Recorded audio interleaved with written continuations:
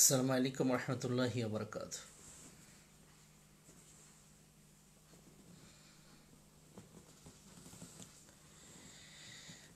বিদ্যুৎ সংযোগ বিচ্ছিন্ন হয়ে যাওয়ায় আমাদের প্রোগ্রামের মাঝে একটা বিচ্ছিন্নতা, সংযোগ বিচ্ছিন্ন হয়ে যায়, যে কারণে আপনারা যারা সাথে ছিলেন কিছু পূর্বেই আমরা চেষ্টা করেছি আবার কানেক্ট হতে। বুঝতে পারছি না যে আপনারা আমাদেরকে যথাযথভাবে দেখতে পাচ্ছেন কিনা, শুনতে পাচ্ছেন কিনা।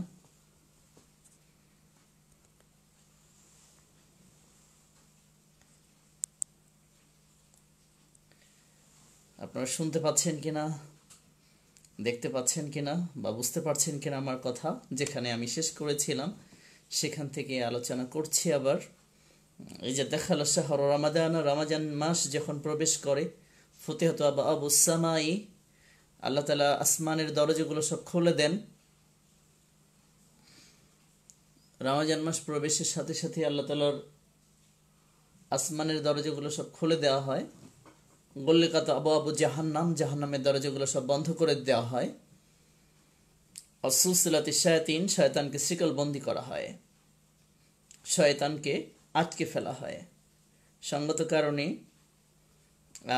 আমরা আশা করতে পারি যে এই রহমতের সময়টুকু আল্লাহ সুবহানাহু ওয়া তাআলা আমাদের ওপর কঠোর হবেন না। করোনা নামক যে মহাবিপর্যয় মহামারী আমাদের ওপর চলছে, আমি আপনার আমি মানা করলেও আমার সমস্যা এই ধরনের কিছু একটা লিখেছেন দেখতে পাচ্ছি। আমি বুঝতে পারছি না আপনি কি প্রশ্ন করেছেন।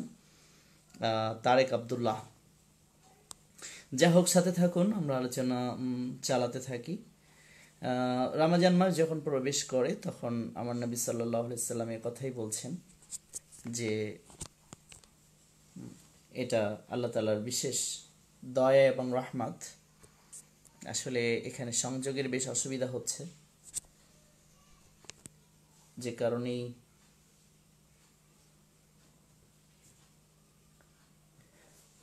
গল্লিকাত আবু আবু জাহান্নাম, জাহান্নামের দরজাগুলো বন্ধ করে দেওয়া হয়। সিলসিলাতি শায়াতিন, শয়তানকে শিকলবন্দি করা হয়। অতএব আল্লাহ সুবহানাহু ওয়া তাআলা আমাদেরকে এই মহাবিপর্যয়কর মুহূর্তে আমাদেরকে রহম করবেন, এই আশা আমরা করতেই পারি। রমজান মাসকে আমরা যথাযথভাবে মূল্যায়ন করব। রমজান মাসে আমরা চলে এসেছি, তারাবি সম্পর্কে একটু আগে আলোচনা করেছি। দিনী ভাই ও বোনেরা, তারাবি নিয়ে বিরোধ বিতর্ক এগুলো করার আমাদের একদম সময় নেই। মুসলিমরা আমরা ভাই ভাই হয়ে একে অপরকে ভালোবাসবো, এগিয়ে যাব, সহযোগিতা করব সবাই সবাইকে, এবং কেউ কাউকে ছোট করে দেখব না। আলেম ওলামা যারা রয়েছেন প্রত্যেকের মতকে আমরা সম্মান করব, শ্রদ্ধা করব। হ্যাঁ, প্রত্যেকের মতকে আমরা কোরআন এবং সুন্নাহর গণ্ডির মধ্যে, কোরআন এবং সুন্নাহর দৃষ্টিকোণ থেকে, কোরআন ও সুন্নাহর সাথে মিলিয়ে যার মতটা মিলবে কোরআনের সাথে, আমার রাসূলের হাদিসের সাথে, সেটা চলবে, সেটা আমি গ্রহণ করব। কিন্তু অন্যের মত প্রকাশের যে স্বাধীনতা রয়েছে, সেই স্বাধীনতার প্রতি আমার সম্মান থাকবে, অন্যের মতের প্রতি থাকবে আমার সম্মান, শ্রদ্ধা, ভালোবাসা। সঙ্গত কারণে আমরা তারাবি নিয়ে এসব নিয়ে বিরোধ বিতর্ক করব না। যা হোক, প্রিয় ভাই ও বোনেরা, আমরা আসলে সংযোগের বিচ্ছিন্নতার কারণে হয়তো আমাদের কথাগুলো একটু কন্টিনিউ করতে অসুবিধা হচ্ছে। যাই হোক, চেষ্টা করছি কথা বলতে। এছাড়া মোবাইল ফোনটাও প্রবলেম করছে, সংযোগের মেইন প্রবলেম হচ্ছে বলে আমার কাছে মনে হচ্ছে। যাই হোক, একটু কষ্ট করে শুনুন। হ্যাঁ,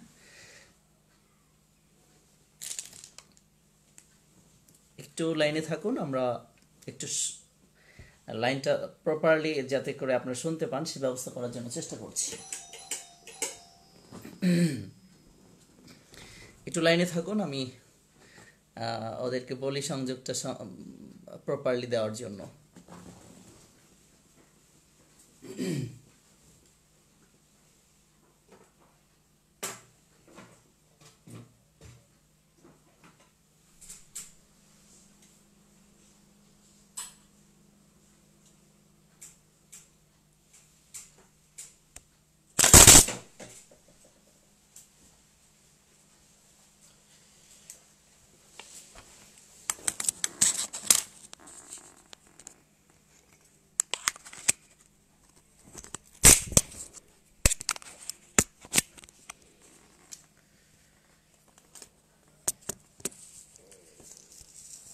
ঠিক করে দাও তো, ধরো ধরো।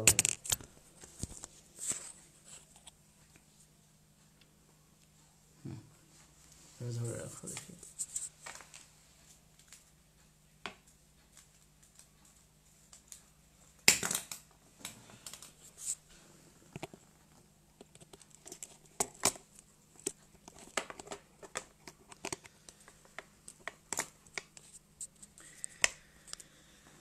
যাই হোক, আমাদের এখানে হঠাৎ করে বিদ্যুতের সংযোগ বিচ্ছিন্ন হয়ে যাওয়ায় মূলত একটু অসুবিধা হয়েছে। যাই হোক, আপনারা সাথে আছেন।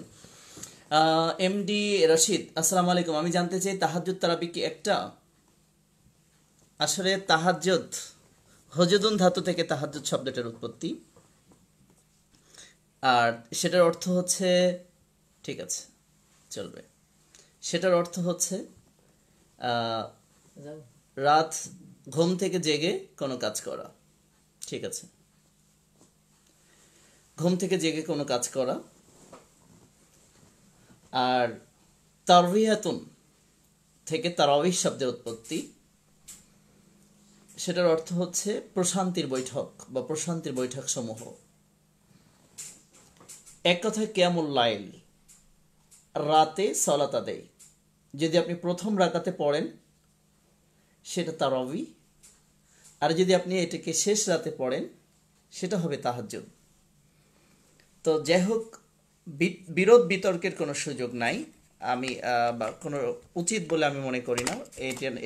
এই সমস্ত বিষয়গুলো নিয়ে আমাদের মূলত সলাতে মনোনিবেশ করুন, সলাতের সৌন্দর্যের প্রতি আপনারা মনোনিবেশ করবেন, এটাই আপনাদের কাছে চাওয়া। ছোট্টখাট্ট বিষয় নিয়ে আপনারা পরস্পর বিরোধ বিতর্ক, তর্ক কুতর্ক এগুলো জড়াবেন না, এটা আপনাদের কাছে আমার বিশেষ চাওয়া, বিশেষ অনুরোধ। যাই হোক, আজকে আমরা বলছিলাম যে রমজান মাস, কিয়াম করবেন।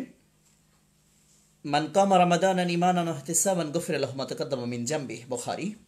যে ব্যক্তি সওয়াব লাভের আশায় ঈমান সহকারে রমজান মাসের সিয়াম পালন করবে, রমজান মাসের কিয়াম করবে, তার অতীতের গুনাহ মাফ করে দেওয়া হবে। সুবহানাল্লাহ, সব গুনাহ মাফ করে দেওয়া হবে। তবে কবিরা গুনাহ আপনারা জানেন যে কবিরা গুনাহ মূলত তওবা ছাড়া ক্ষমা হয় না। তবে মূলত এই কিয়ামের মাধ্যমে মানুষের মনটা নরম হয়ে যায়, অতীতের গুনার কথা স্মরণ পড়ে যায়, এবং তখন সে অবশ্যই ইনশাআল্লাহ তাআলা তওবা করবে, ইস্তেগফার করবে, স্বাভাবিক। এর মাধ্যমে আল্লাহ তাআলা সব গুনাহ ক্ষমা করে দিতে পারেন। সঙ্গত কারণে আমার দাবি হচ্ছে যে কিয়ামুল লাইল তথা রাতের সালাত আদায় করুন, সেটা তারাবি হিসাবে অথবা তাহাজ্জুদ হিসাবে, রাতের প্রথম প্রহরে হোক অথবা শেষ প্রহরে হোক, তবে উত্তম হলো রাতের শেষ প্রহরে পড়া। এখন কথা হচ্ছে যে অনেকের প্রশ্ন, অনেক ধরনের প্রশ্ন আছে, আমরা সেই প্রশ্নগুলো যাই। এমনি মানিক, মানিক নয় অনিক, জি ভালো আছি আলহামদুলিল্লাহ। প্রশ্ন, সিয়াম কবে থেকে রাখবো? সৌদি ফলো করবো না স্থানীয়? জানালে উপকৃত হব। এমনি অনেক, এ প্রশ্ন বহুদিনের বিরোধের সমাধান করার মতো যোগ্যতা আমার নেই। এটা বড় বড় ওলামায়ে একরাম, সারা বিশ্বের ওলামায়ে একরামদের মধ্যে এই বিষয়টা নিয়ে রয়েছে যথেষ্ট বিরোধ, যথেষ্ট বিতর্ক। তো আসলে এটা আমরা কি করব?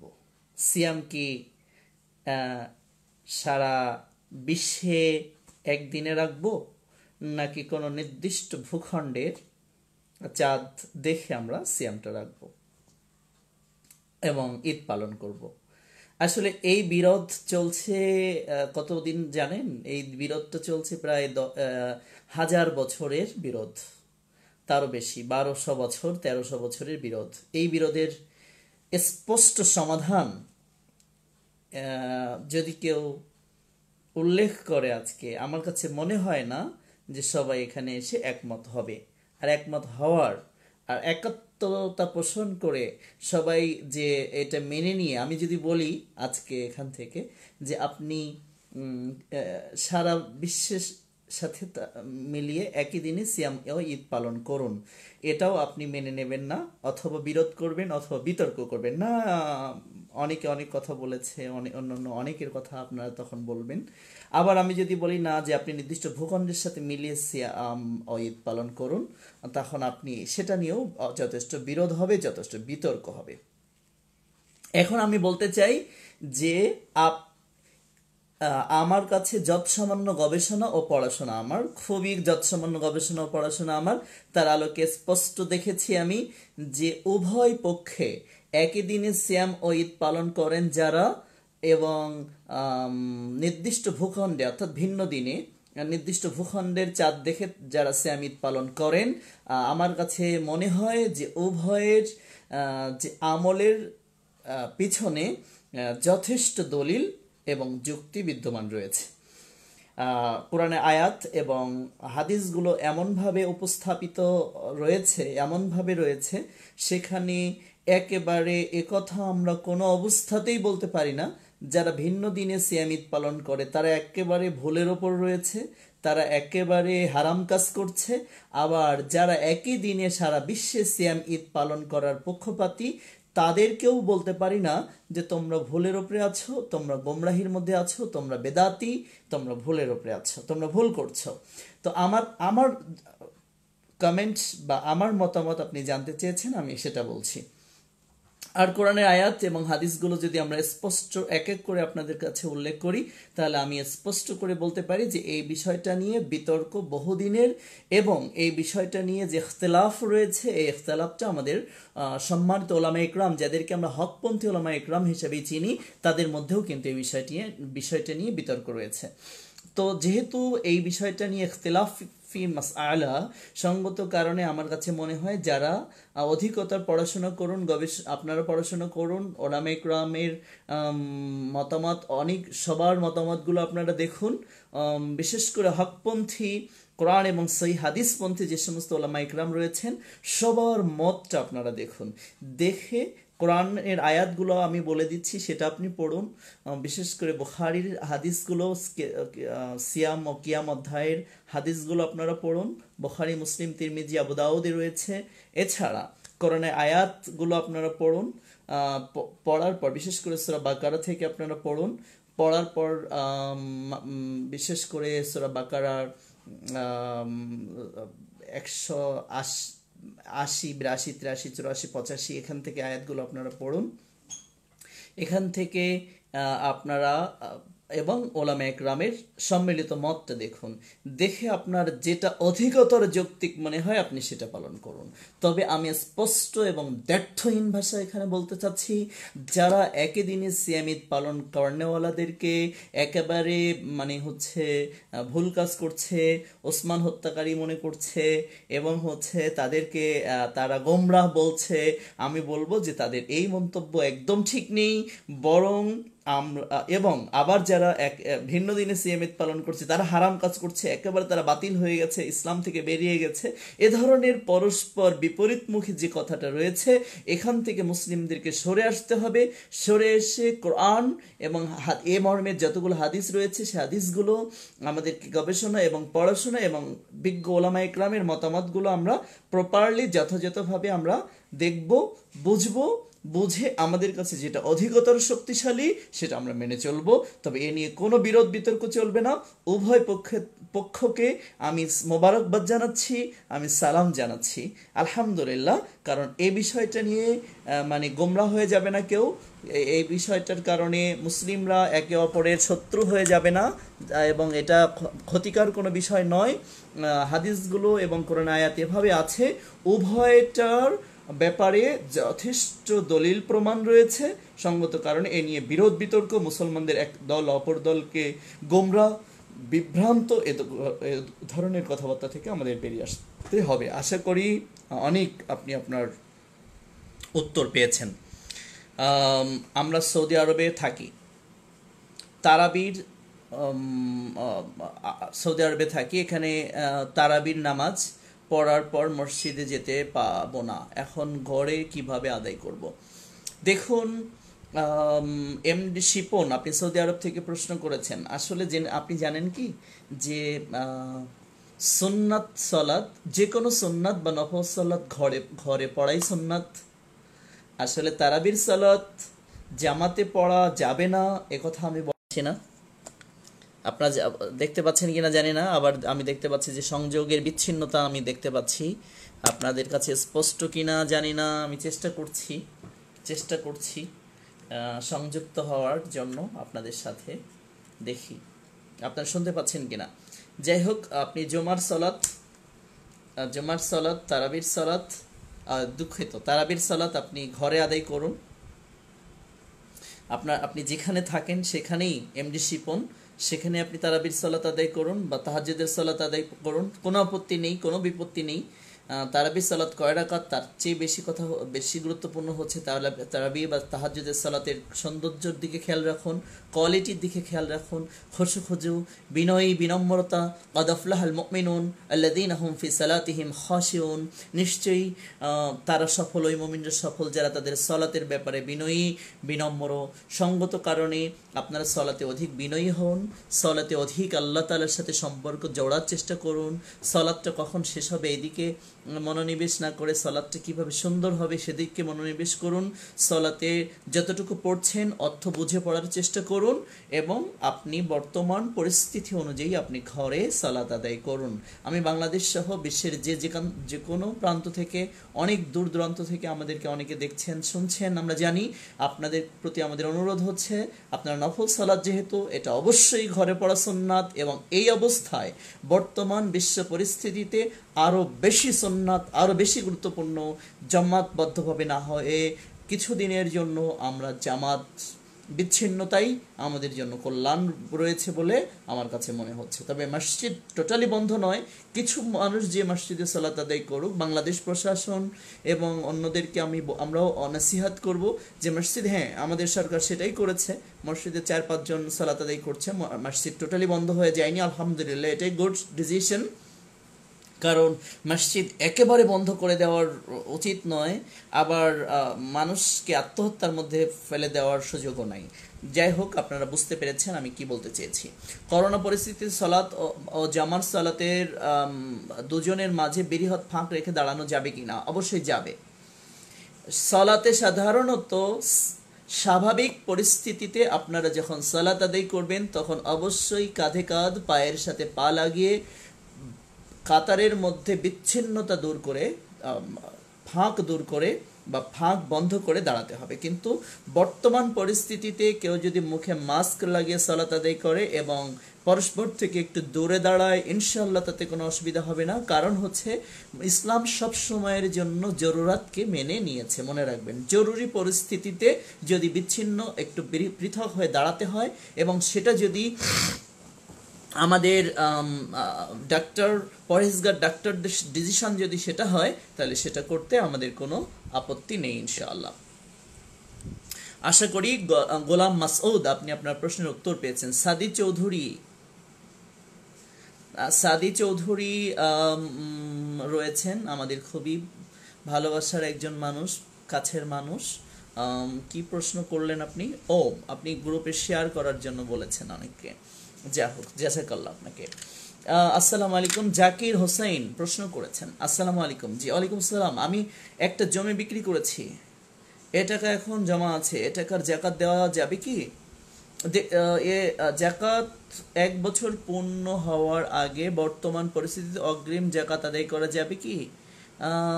জানালে উপকৃত হব। মাশাআল্লাহ, এটা তো অনেক ভালো কথা। অগ্রিম জাকাত আদায় করা যাবে মানে অবশ্যই যাবে। আপনি বর্তমান পরিস্থিতিতে আরো বেশি করে যাবে। আপনি অগ্রিম যদি ইচ্ছা করেন কিছু জাকাতের টাকা এখান থেকে বের করতে পারেন, তবে আপনার জন্য ফরজ হয়নি, আপনি নফল হিসাবে এটা আদায় করতে পারেন, কোনো অসুবিধা নেই। আপনার জন্য ফরজ হচ্ছে টাকা বা সম্পদ 1 বছর আপনার কাছে স্থায়ী থাকা শর্ত জাকাতের জন্য। তবে আপনি যদি অগ্রিম আদায় করতে চান তাহলে এটা অবশ্যই আপনার জন্য জায়েজ রয়েছে, এবং ক্ষেত্র বিশেষ এটা আপনার জন্য জরুরি বলে আমরা মনে করি। যা হোক, আমরা পরবর্তী প্রশ্ন নিয়ে চলে যাই। গোপালগঞ্জ থেকে গোপালগঞ্জ মুজাহিদ জাযাকাল্লাহ। যাত্রাপালা আমজাদ, আসসালামু আলাইকুম। যাত্রাপালা বলতে কি বুঝিয়েছেন আমি ঠিক বুঝতে পারছি না।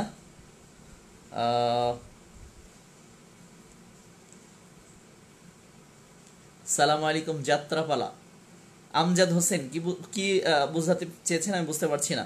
9:29 সংযোগ বিচ্ছিন্ন হয়ে গেল মনে হয়, শুনতে পাচ্ছি না। এখন শুনতে পাচ্ছেন কি সাদি চৌধুরী? এখন শুনতে পাচ্ছেন কি না একটু কমেন্ট করে জানাবেন এখন আপনারা শুনতে পাচ্ছেন কিনা। সাউন্ড কম হচ্ছে, কি করতে পারি? আপনারা কি শুনতে পাচ্ছেন? তাহলে এই সংযোগ কি বিচ্ছিন্ন করে ভিন্ন ব্যবস্থায় যাওয়ার চেষ্টা করি।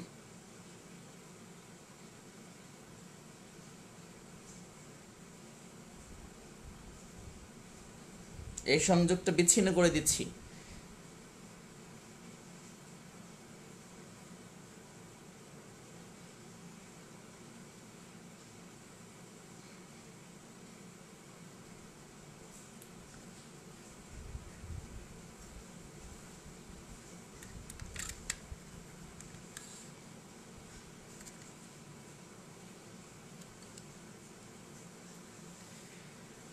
শুনতে পাচ্ছেন কি?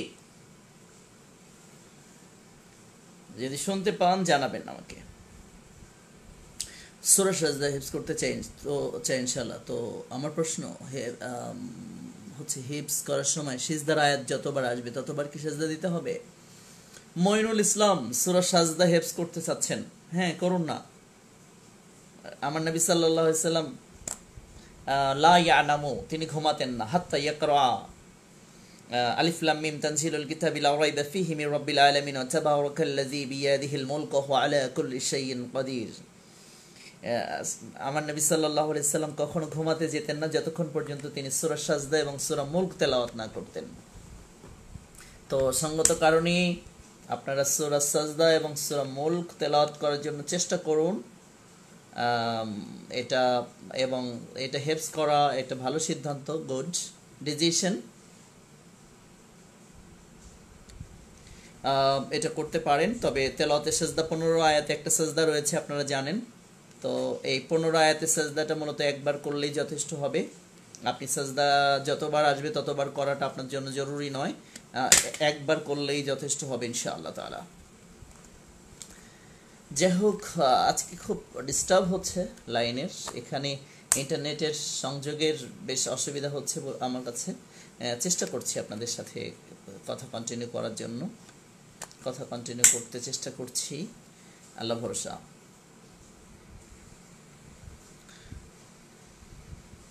কেমন আছেন? হ্যাঁ ভালো আছি আলহামদুলিল্লাহ। শুনতে পাচ্ছেন? জি পাচ্ছেন। সাদি চৌধুরী এখন শুনতে পাচ্ছেন? জি। মঈনুল ইসলাম, করোনা পরিস্থিতিতে সালাত ও জানাজার সালাত ও জানাজার সালাত কি বলতে চেয়েছেন বুঝতে পারছি না। করোনা পরিস্থিতিতে সালাত ও জানাজার সালাত দুজনের মাঝে বৃহৎ ফাঁক রেখে দাঁড়ানো যাবে কি? একটু আগেই প্রশ্ন উত্তর দিয়েছি। গোলাম মাসুদ, জি যাবে ইনশাল্লাহ, কোনো অসুবিধা নেই। ইসলাম সবসময় জরুরি অর্থাৎ জরুরাতকে, যে কোনো জরুরি পরিস্থিতিকে ইসলাম মেনে নিয়েছে। সঙ্গত কারণে এখানে কোনো আপত্তি নেই, বিপত্তি নেই ইনশাআল্লাহ তাআলা।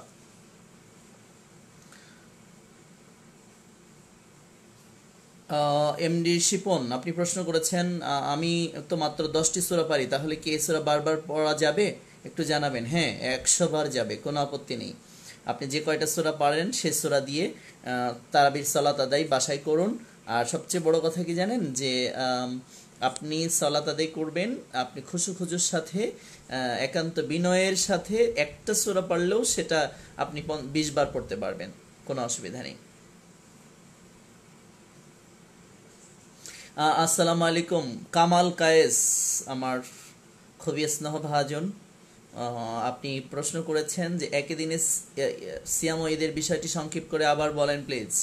একই দিনে সিয়ামিদের বিষয়ে আমি আগে বলেছি, আবার বলতে বলেছেন, সংক্ষেপে কথাই বলবো যে এই যারা ভিন্ন দিনে সিয়ামিদ পালন করে বা একই দিনে যারা সিয়ামিদ পালন করে তারা ওসমান হত্যাকারী অথবা তারা বিদাতি, তারা ভুলের ওপরে আছে, এ ধরনের কথাগুলো ঔদ্ধত্যপূর্ণ কথা।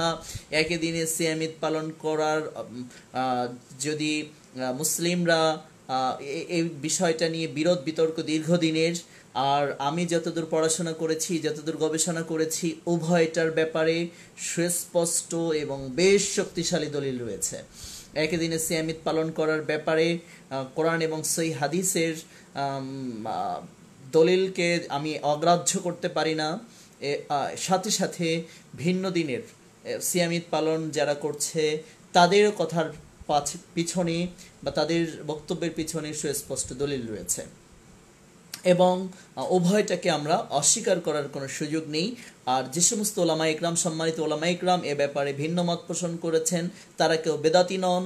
যারা একই দিনে সিয়ামিদ পালন করছে সারা বিশ্বে, এ ধরনের ওলামা ইকরাম যারা আমাদের রয়েছেন, তারা অত্যন্ত সম্মানের, অত্যন্ত মানে হচ্ছে কাছের আমাদের এবং অত্যন্ত বিজ্ঞ মানুষ তারা, যারা ভিন্ন দিন সিয়ামিদ পালন করার পক্ষে বলেছেন সারা পৃথিবীতে বা নির্দিষ্ট ভূখণ্ডে। তারাও যথেষ্ট বিজ্ঞ, যথেষ্ট পরহেজগার, যথেষ্ট জ্ঞানী এবং কোরআন ও সহিহ হাদিস মাননেওয়ালা। সঙ্গত কারণে একই দিনে সিয়ামিদ ও ভিন্ন দিনে সিয়ামিদ পালন করার বিষয়ে আমার সুস্পষ্ট বক্তব্য হচ্ছে, আপনারা কোরআনে এবং এই ব্যাপারে হাদিসগুলো পড়ুন। হাদিসগুলো এবং কোরআন আয়াত যেভাবে রয়েছে সে দৃষ্টিকোণ থেকে আমি বলবো যেখানে ইস্তেহাদের যথেষ্ট সুযোগ রয়েছে।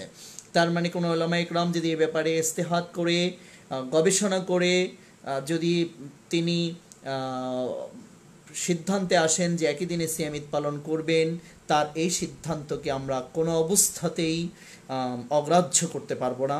আবার কেউ যদি ভিন্ন দিনে সিয়ামিদ পালন করতে চান, তাদেরকে আমরা মানে হচ্ছে কি বেদাতি, তারপরে হচ্ছে গোমরা হয়ে গেছে, এ ধরনের কথা বলতে পারবো না। আমরা সহনশীল থাকব এবং অধিকতর ওলামা ইকরাম যারা রয়েছেন হকপন্থী, তাদের বক্তব্যগুলো একত্রিত করুন এবং কোরআন এবং সেই হাদিসগুলো আপনারা একসাথে পড়ুন। পড়ে আপনার মন যেদিকে সায় দেয় আপনি সেটা করুন। আমি মনে করি ইনশাআল্লাহ তাআলা এখানে তেমন কোনো অসুবিধা নেই। কিন্তু এই নিয়ে মুসলিমদের মধ্যে বিরোধ, বিতর্ক, একে অপরকে ছোট করে দেখা, একে অপরকে খাটো করে দেখা, এগুলোই জাহালিয়াত।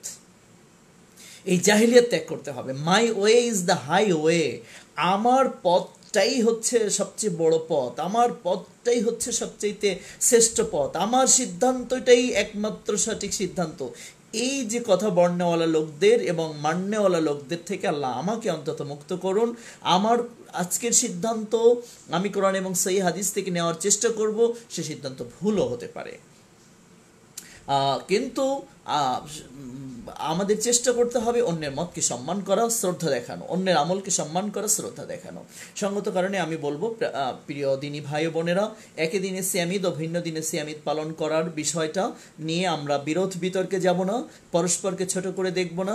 আপনারা অধিকতর গবেষণা করে ওলামা ইকরামের যারা হকপন্থী ওলামা ইকরাম রয়েছেন তাদের বক্তব্যগুলো আপনারা শুনুন, বোঝার চেষ্টা করুন এবং কোরআন এবং হাদিসগুলো আপনারা দেখুন। এ মর্মে সিয়াম অধ্যায়, কিয়াম অধ্যায়, সিয়াম অধ্যায়ের যে হাদিসগুলো রয়েছে, ঈদ অধ্যায়ের ঈদায়নের যে হাদিসগুলো রয়েছে, এগুলো আপনারা দেখুন। বুখারী, মুসলিম, তিরমিজি, আবু দাউদ অন্যান্য হাদিসগুলোতে এটা স্পষ্টভাবে উল্লেখ রয়েছে। এগুলো দেখার পর ওলামা ইকরামের বক্তব্য আপনারা শুনুন। এরপর আপনাদের কাছে যেটা অধিকতর গুরুত্বপূর্ণ মনে হবে, অধিকতর মানার জন্য উচিত মনে হবে, সেটা আপনারা করুন। আমি মনে করি তাতে কোনো আপত্তি নেই। জি, আশা করি বুঝতে পেরেছেন। এখানে বোধহয় সমস্যা হচ্ছে। যাই হোক, আশা করি বুঝতে পেরেছেন। কামাল কায়েস অর্থাৎ কামাল, হ্যাঁ, কামালকে উল্লেখ করে আমি অর্থাৎ উদ্দেশ্য করে আমি অন্যান্য সকলের উদ্দেশ্যেই বললাম এ বিষয় নিয়ে যেন বিরোধ বিতর্ক, আমাকে যারা আল্লাহর জন্য ভালোবাসেন, পছন্দ করেন, অন্তত তারা কোনো বিরোধ বা বিতর্কে আশা করি লিপ্ত হবেন না। আমি সেখান থেকে আপনাদেরকে সাবধান করছি। যা হোক, দুর্বল ইমানের চিকিৎসা কি? হ্যাঁ, দুর্বল ইমানের চিকিৎসা হচ্ছে বেশি বেশি আমরা আল্লাহকে স্মরণ করব, এবং আল্লাহওয়ালা মানুষ যারা রয়েছে তাদের সাথে আমরা চেষ্টা করব মিশতে, তাদের সাথে থাকার চেষ্টা করব, এবং যারা অতিমাত্রায় দুনিয়া প্রেমী, দুনিয়ার লোভী, তাদের থেকে আমরা একটু বিচ্ছিন্ন থাকব, জামাতবদ্ধ থাকার চেষ্টা করুন। যারা ভালো পরহেজগার মানুষ, এ ধরনের কিছু মানুষকে, যাদেরকে আপনার দেখলে ভালো লাগে, আল্লাহর কথা স্মরণ পড়ে যায়, এ ধরনের কিছু মানুষদেরকে আপনি বেছে নিন, জামাতবদ্ধ সঙ্গবদ্ধ জীবনযাপন করার চেষ্টা করুন। বেশি বেশি কোরআন তেলাওয়াত করুন, আল্লাহ তাআলার জিকিরে মশগুল থাকুন, বিশেষ করে দরুদ ইব্রাহিম বেশি বেশি পড়ুন, দরুদ ইব্রাহিম পড়ুন, আল্লাহর রহমত বেশি বেশি নাজিল হয়।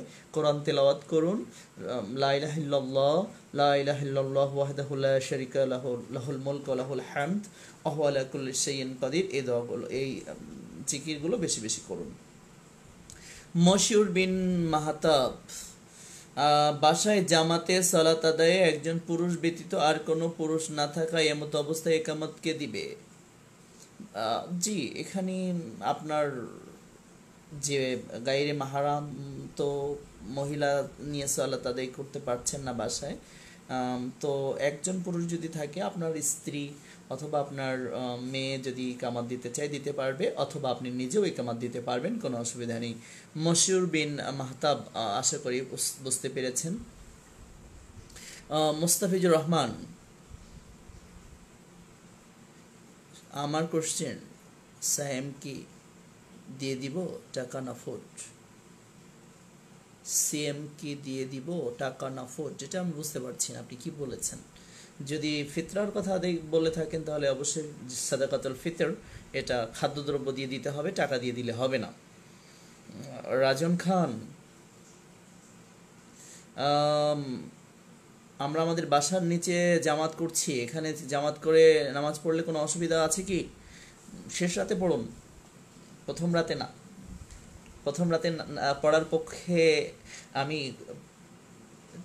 30%, আর 70% শেষ রাতে পড়া। আর জামাতবদ্ধভাবে কেন পড়তে যাচ্ছেন? আপনি শেষ রাতে একা একা তারাবি পড়ুন এবছর, এটাই রাজন খান আপনার জন্য আমার সুপারিশ। কেমন?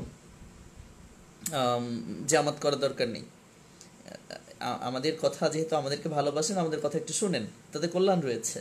ফরজ সালাত যদি আপনি চান জামাতে পড়েন, কিন্তু আপনি নফল সালাত এবছরের মতো এই বিপর্যয়কর পরিস্থিতিতে আপনারা একাকি পড়ুন এবং শেষ রাতে পড়ার চেষ্টা করুন। রাত 1:30টার পর থেকে 2টা থেকে স্টার্ট করুন, বা 1:30টা থেকে স্টার্ট করুন। প্রথম রাতে এসা পড়ে ঘুমিয়ে যান।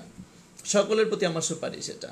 যারা আমার দিনী ভাইরা আমাদেরকে আল্লাহর জন্য ভালোবাসেন, পছন্দ করেন, আমার সুপারিশ হচ্ছে আপনারা কি করবেন, সালাতটা আপনারা অন্তত শেষ রাতে পড়ুন। তাহাজ্জুদ বা বিতর যেটাই পড়ুন, আপনার শেষ রাতে পড়ার চেষ্টা করুন। যাই হোক,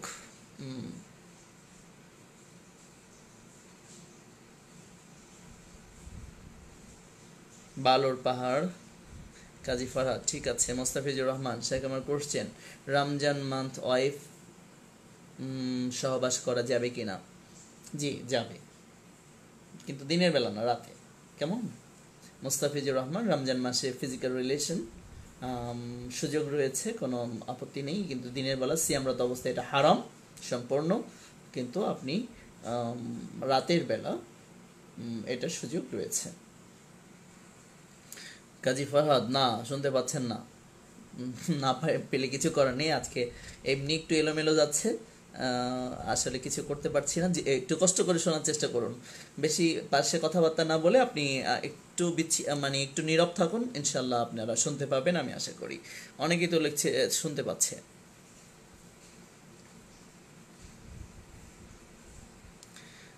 প্রশ্ন, রাকিব উদ্দিন দাউদ, কেমন আছেন? জি আলহামদুলিল্লাহ ভালো। আমার তারাবির নামাজ যদি ঘরে আদায় করি, সেটা কোরআন দেখে দেখে পড়া যাবে কিনা, এবং নামাজরত অবস্থায় পাতা উল্টানো যাবে কিনা, দয়া করে প্রশ্ন উত্তরটা যদি দিতেন। জি, আপনি যখন সালাত আদায় করবেন তখন আপনি মুখস্থ পড়বেন, যতটুকু জানেন ততটুকু পড়বেন। সালাতের মধ্যে কোরআন দেখে দেখে পড়া এবং পৃষ্ঠা উল্টানো, এখানে মনোযোগ বিচ্ছিন্ন হওয়ার যথেষ্ট সুযোগ রয়েছে। সালাতে খুজুর বিনষ্ট হয়ে যাওয়ার সুযোগ রয়েছে। সঙ্গত কারণে আমি সাজেস্ট করব, রিকমেন্ড করব যে আপনি মুখস্থ যতটুকু পারেন ততটুকুই পড়ুন। তবে দেখে দেখে কোরআন মাজিদ দেখে নফল সালাতে দেখে পড়ার ব্যাপারে অনেকে মত প্রকাশ করেছেন, কিন্তু আমার কাছে মনে হয় যে সে মতগুলো তো তুলনামূলক যথেষ্ট দাইফ। সঙ্গত কারণে আমি বলবো যে আপনি দেখে দেখে না, সলাতের মনোযোগের জন্য এবং খুজুর জন্য যতটুকু আপনি পারেন মুখস্থ ততটুকু পড়ে চেষ্টা করুন। সব ঠিক আছে, বিচ্ছিন্ন কেন করবেন? ও আচ্ছা, ঈদের সালাতের বিষয়ে কেউ বলতেছে 12 তাকবীরে, কেউ বলছে 6 তাকবীরে। আমরা আসলে কত তাকবীরে পড়ব উত্তর প্রশ্ন। হ্যাঁ, আমজাদ হোসেন, 12 তাকবীরে ঈদের সালাত পড়ার হাদিসগুলো অত্যন্ত শক্তিশালী এবং আমলযোগ্য, মুতাতির পর্যায়ের। সঙ্গত কারণে আপনি ঈদের সালাতকে 12 তাকবীরে পড়ার চেষ্টা করুন। তবে যদি কেউ 6 তাকবীরে ঈদের সালাত পড়ে, এ নিয়ে বিরোধ বিতর্কে যাওয়ার দরকার নেই। মুসলিমদের মধ্যে বিচ্ছিন্নতা, বিরোধ বিতর্ক, গ্যাঞ্জাম ঝামেলা এগুলো পরিহার করুন। তবে 12 তাকবীরের ঈদের সালাতের হাদিসগুলো সহিহ এবং অত্যন্ত শক্তিশালী। সঙ্গত কারণে আপনি 12 তাকবীরে ঈদের সালাত আদায় করার চেষ্টা করুন। আমরা আগে 6 তাকবীরে পড়তাম, এখন 12 তাকবীরে পড়ি। তবে যারা 6 তাকবীরে ঈদের সালাত পড়ে তাদেরকে আমি কোনো অবস্থাতে শত্রু মনে করি না, আমার প্রতিপক্ষ মনে করি না। আমি তাদেরকে মুসলিম মনে করি এবং তাদের এই নফল সালাতকে কেন্দ্র করে আমি তাদের বিরুদ্ধে বিষোদ্গার করতে চাই না, তাদেরকে আমি ভালোবাসার জায়গা থেকে সরিয়ে দিতে চাই না। আমাদের দেশের বিরাট বড় সংখ্যক মুসল্লিরা 6 তাকবীরে সালাত পড়ে। এতগুলো মুসলিমদেরকে আমি আমার দিল থেকে বের করে দিতে পারি না, ভালোবাসার বন্ধন থেকে বিচ্ছিন্ন করে দিতে পারি না। সঙ্গত কারণে 6 তাকবীরে ঈদের সালাত পড়নেওয়ালাদের প্রতি আমার কোনো বিদ্বেষ নেই। কি হলো বুঝতে পারছি না। বশির হোসেন, ওস্তাদ আল্লাহ আপনার ইলমে বরকত দান করুন, আমিন। মাশাআল্লাহ। এই সময় দোয়া করার লোকের খুব অভাব। সবাই কেন জানি বিদ্বেষ পোষণ করতে চায়, সবাই কেন যেন একে অপরের প্রতি মানে অসম্মান, অশ্রদ্ধা এগুলো করতে চায়। কেউ যেন কারোর মানে কল্যাণ কামনা করতে চায় না। আসলে এটাই সবচেয়ে বড় সমস্যা এখনকার। তো আমরা এই সময় আপনি দোয়া করছেন, অনেক খুব সুন্দর দোয়া, আমার ইলমের বরকতের জন্য আল্লাহর কাছে দোয়া করেছেন। জাযাকাল্লাহ বশির হোসেন। সম্মানিত প্রিয় ওস্তাদ, সিয়ামের নিয়াত সঠিক সময় কখন? আসলে সিয়ামের নিয়াত, আমাদের দেশে যে সিয়ামের নিয়াত আমরা পড়ি, আমার সাথে আজকে খুব কম সংখ্যক মানুষ আছেন, যে কয়জন আছেন আমি তাদের সাথে সময় দিচ্ছি আল্লাহর জন্য। আপনারা একটু মনোযোগ দিয়ে শুনবেন, আশা করি দৌড়াদৌড়ি করবেন না, কেমন? একটু মনোযোগ দিয়ে শুনুন। আমাদের দেশে যে আমরা সেই ছোটবেলায় মক্তবে যখন যেতাম, আমাদের হুজুররা, আমাদের মৌলবীরা, আমাদের শিক্ষকরা আমাদেরকে বলতেন, পড়ো নয়তোয়া নাসুমা গাদান মিন শাহরে রমাদান আল মুবারক ফাদুল্লাহ ফাতাকাব্বাল মিন ইন্নাকা আনতাস সামিউল আলিম। এই যে সিয়ামের নিয়াত নামে যে নিয়াতটা সমাজে বা দেশে পরিচালিত আছে, এটা একেবারেই ভিত্তিহীন, একেবারেই মানে আমি যদি এটার অনুবাদ করি তাহলে আপনারা বুঝতে পারবেন। এখন ভিত্তিহীন বললে অনেকের গায়ে জ্বালা চড়ে যাবে, কারণ বছরের পর বছর 30-50 বছর, 60-70 বছর, 80 বছর কেউ এই নিয়াতে তারা মানে সিয়ামের নিয়াত করে যাচ্ছি। কিন্তু আসলে আমার তো কি ভুল হয়ে যাচ্ছে? যে ভুল হয়ে যাচ্ছে, তো আসলে আমরা ভুলটা মেনে নিব কিনা জানি না। মানুন আর নাই মনুন, আমি গানের পাখি, গান গাওয়াই আমার স্বভাব, আমি হকের পক্ষপাতী, হকটাই বলাই আমার স্বভাব। সেটা আপনার ভালো লাগবে কি খারাপ লাগবে জানি না। যাই হোক, নিয়াত মুখে পড়তে হয় না, নিয়াত করতে হয়। আর সিয়ামের নিয়াত করবেন অবশ্যই, মানে হচ্ছে আপনি শেষ রাতে সাহারি করতে উঠেছেন, এটা তো আপনার নিয়াত হয়ে গেছে, হয়ে যায়নি? আপনি তো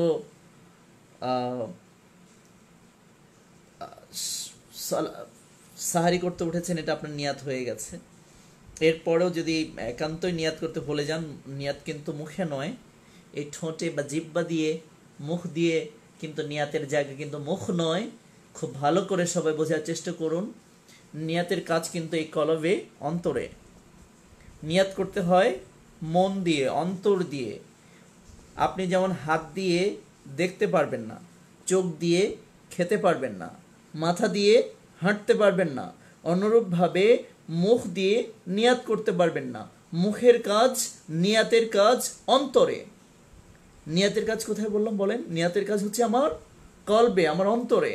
সঙ্গত কারণে এই কলবের নিয়াতটা কালব তথা অন্তর, আত্মা দিয়ে যেটা করতে হয় সেটা যেন আমরা মুখে না নিয়ে আসি।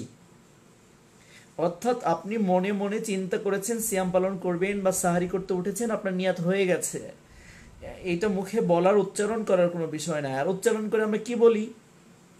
নয়তন। আমরা কি বলি প্রত্যেক দিন ফজরের সময়? আমাদের হুজুর আমাদের কি বলায় জানেন? নয়তন নিয়াত করলাম, আসুমা মানে সিয়াম রাখার, গাদান মানে আগামীকালকের। তাহলে প্রত্যেক দিন ফজরের সময় অথবা সাহারির সময় উঠে আপনি বলছেন আপনি আগামীকালের নিয়াত করলেন। তাহলে আগামীকাল কবে? আপনি রাত 2টা বা 3টায় যখন সাহারি করলেন তখন কি আপনার তারিখটা পরিবর্তন হয়ে যায়নি? তার মানে আজকে যদি তৃতীয় সিয়াম হয়, আজকে সাহারির সময় কি চতুর্থ সিয়াম হবে না? আজকে সাহারির সময় আপনার সেই তৃতীয় সিয়াম, কিন্তু আপনি বললেন নয়তন আমি নিয়াত করলাম আসুমা সিয়াম রাখার, গাদান কালকে। তাহলে আজকের সিয়াম কে রাখবে? আজকের সিয়াম কেউ রাখে না। সঙ্গত কারণে এটা বিরাট বড় একটা গোমরাহি আমাদের, বিরাট বড় একটা বিভ্রান্তি আমাদের। এখান থেকে আপনারা মানে বিরত থাকবেন আশা করি। যা হোক, নিয়াত কেউ কিন্তু এরপরে সবচেয়ে মানে গুরুত্বপূর্ণ বিষয় আপনি খেয়াল করুন। ইংরেজি মাস বা ইসাই মাস ধরেন, অথবা বাংলা তারিখ ধরেন, অথবা আরবি তারিখ ধরেন। যদি আরবি তারিখ হয় সন্ধ্যার পরপরই দিন কিন্তু পরিবর্তন হয়ে যায়। আজকে যদি মানে হচ্ছে সারাদিন সন্ধ্যার আগ পর্যন্ত যদি এক প্রথম সিয়াম হয়, তাহলে মাগরিবের সাথে সাথে কিন্তু আমাদের দ্বিতীয় সিয়ামের দিন পড়ে যাচ্ছে। আর ইংরেজি হিসাবে রাত 12টা, অথবা বাংলায় রাত 12টার পরে দিন পরিবর্তন যদি হয়ে যায়, তাহলে আমরা ইংরেজি, বাংলা, আরবিতে কোনো দিক থেকেই তো আমরা মানে যখন বলছি আমরা আগামীকালের সিয়াম রাখার নিয়াত করছি, সেটা তো হচ্ছে না। সঙ্গত কারণে আমরা মুখে সিয়ামের নিয়াত করব না, অন্তরে সিয়ামের নিয়াত করব প্রত্যেক দিন ইনশাআল্লাহ, এবং নির্ধারিত সময়ে। আর সেই সময়টা অবশ্যই সকালের মধ্যেই নিয়াতটা করে ফেলতে হবে, এবং আগের দিনও নিয়াত করে ফেলা যাবে, কোনো অসুবিধা নেই। এবং আমরা তো এটাও নিয়াত মনে মনে একটা স্থির করেই ফেলেছি যে আমরা 1 মাসের সিয়াম পালন করব, এটাও তো আমাদের নিয়াত হয়ে গেছে। তাও প্রত্যেক দিন যদি বিচ্ছিন্নভাবে আমরা নিয়াত আলাদাভাবে অন্তরে সংকল্প করতে চাই, সেটা প্রত্যেক দিন সকাল পর্যন্ত করার সুযোগ রয়েছে। আসসালামু আলাইকুম। শায়েক নাহিদ রেজা প্রশ্ন করেছেন, আসসালামু আলাইকুম, মসজিদে কি জুমা আদায় করা যাবে না 10 জনের বেশি নাকি করা যাবে না? এখন যদি তাড়াতাড়ি যাই, আমি কাল মসজিদে প্রবেশ করতে পারবো? চেষ্টা করুন, করলে করবেন, না হলে বাড়িতে পড়ুন, জোহর পড়ুন, কোনো আপত্তি নেই তো, বর্তমান সময়ে সুযোগ রয়েছে। আর যদি আপনি তাড়াতাড়ি যান, যদি সুযোগ পান, আদায় করুন, তাতে অসুবিধা নেই। তারাবির নামাজ ঘরে ফ্যামিলিতে সাথে জামাতে সালাত আদায় করা যাবে কি? মুরাদ শেখ প্রশ্ন করেছেন, তারাবির সালাত নামাজ ঘরে ফ্যামিলিতে সাথে জামাতে আদায় করা যাবে কি? কেন নয়? প্রত্যেক সুন্নাত সালাত ঘরে আদায় করা উত্তম। প্রত্যেক সুন্নাত সালাত, সেটা করোনাকালীন হোক আর করোনার বাইরেকালীন হোক, যে কোনো সুন্নাত বা নফল সালাত ঘরে পড়াই সুন্নাত, আর প্রত্যেক ফরজ সালাত জামাতে পড়াই ওয়াজিব বা সুন্নাত। এটা আপনার মনে রাখবেন, স্বাভাবিক নিয়ম। তো আর বাড়িতে এখন বর্তমান সময়ে বাড়িতে সালাত আদায় করাটাই আপনার জন্য কল্যাণ বলে আমরা মনে করি। সঙ্গত কারণে ফ্যামিলিতে জামাতে সালাত আদায় করতে কোনো আপত্তি নেই। মুরাদ প্রশ্ন উত্তর পেয়েছেন আশা করি। মশিউর বিন মাহতাব, পরিবারে জামাতে সালাত আদায় করে শুধুমাত্র একজন পুরুষ থাকা একামতকে দিবে? প্রশ্ন উত্তর আমি দিয়েছি।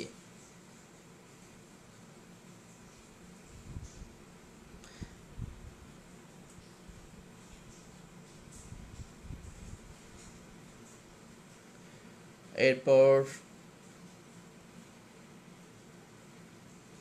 রমজান মাসে তাহাজ্জুদের নামাজ আদায় করা যাবে কি?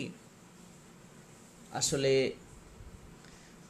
তাহাজ্জুদ তারাবি যেটাই পড়ুন, আপনি শেষ রাতে পড়ুন।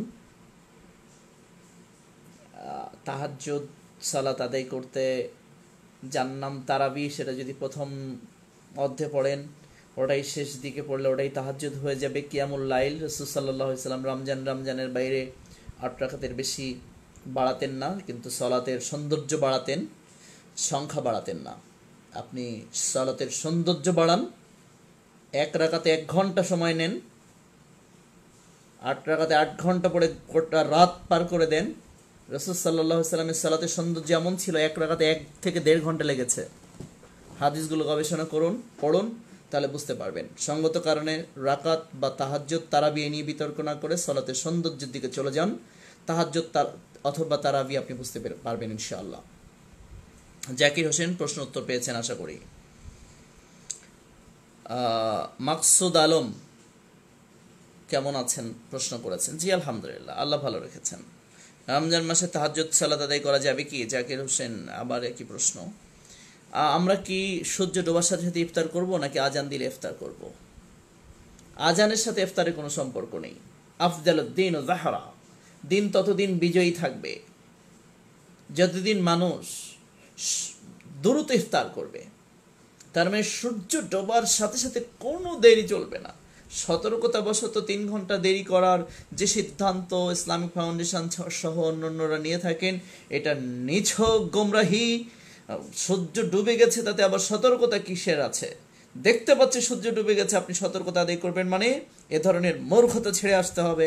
ইসলামিক ফাউন্ডেশনকে আমরা সুপারিশ করছি, সূর্য ডোবার সাথে সাথে ইফতার করবেন। ইফতারের সাথে আজানের কোনো সম্পর্ক নেই। সূর্য ডোবার সাথে সাথে ইফতার করতে হবে, এবং সূর্য ডুবে কখন সেদিকে আপনার খেয়াল রাখবেন।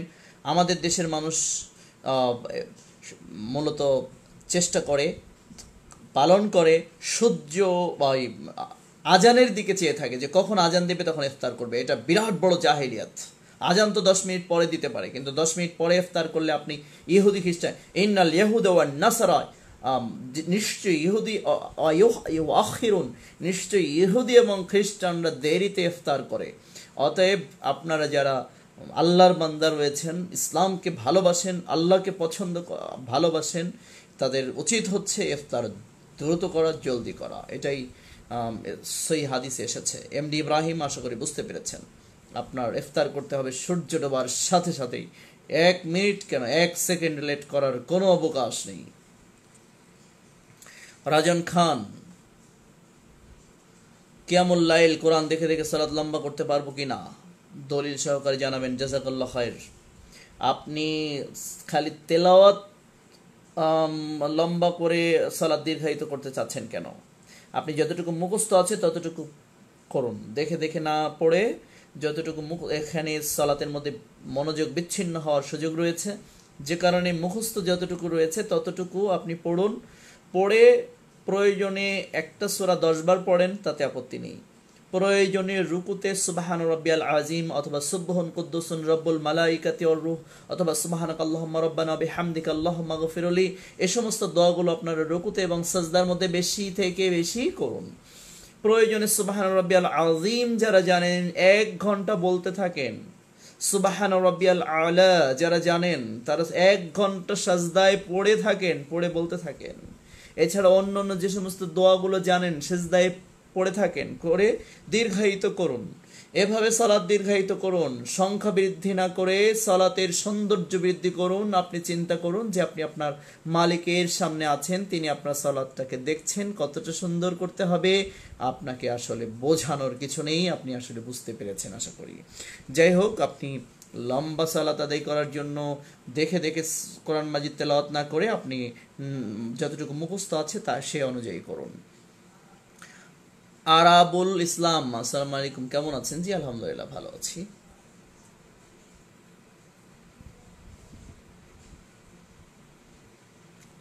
আসসালামু আলাইকুম,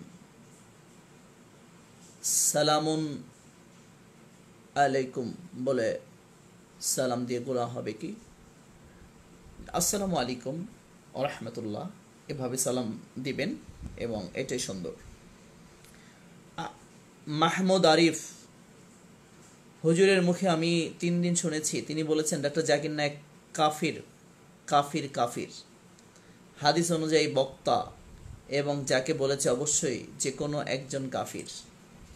প্রশ্ন, এমত অবস্থায় এই হুজুরের পিছনে সালাত আদায় করা যাবে কিনা? জি না, এই হুজুরের পিছনে সালাত আদায় করা যাবে না। হুজুর কি হয়ে গেছেন এটা হাদিসে স্পষ্ট। যদি কাউকে তাকফির করে, ওই ব্যক্তি যদি কাফের না হয়ে থাকে, তাহলে সেটা তার দিকে ফিরে আসবে। সঙ্গত কারণে ওই হুজুরের পিছনে সালাত আদায় করা যাবে না, যে মুসলমানদেরকে ছোট্ট ছোট ভুলের কারণে। ডক্টর জাকির নায়েক, তার ভুল থাকতে পারে, তিনি মানুষ, কিন্তু I think he is the asset of Muslim উম্মাহ। তিনি মুসলিম উম্মার একজন সম্পদ। তিনি মুসলিম উম্মার জন্য আল্লাহর পক্ষ থেকে এক বিশেষ রহমত, এক বিশেষ দয়া।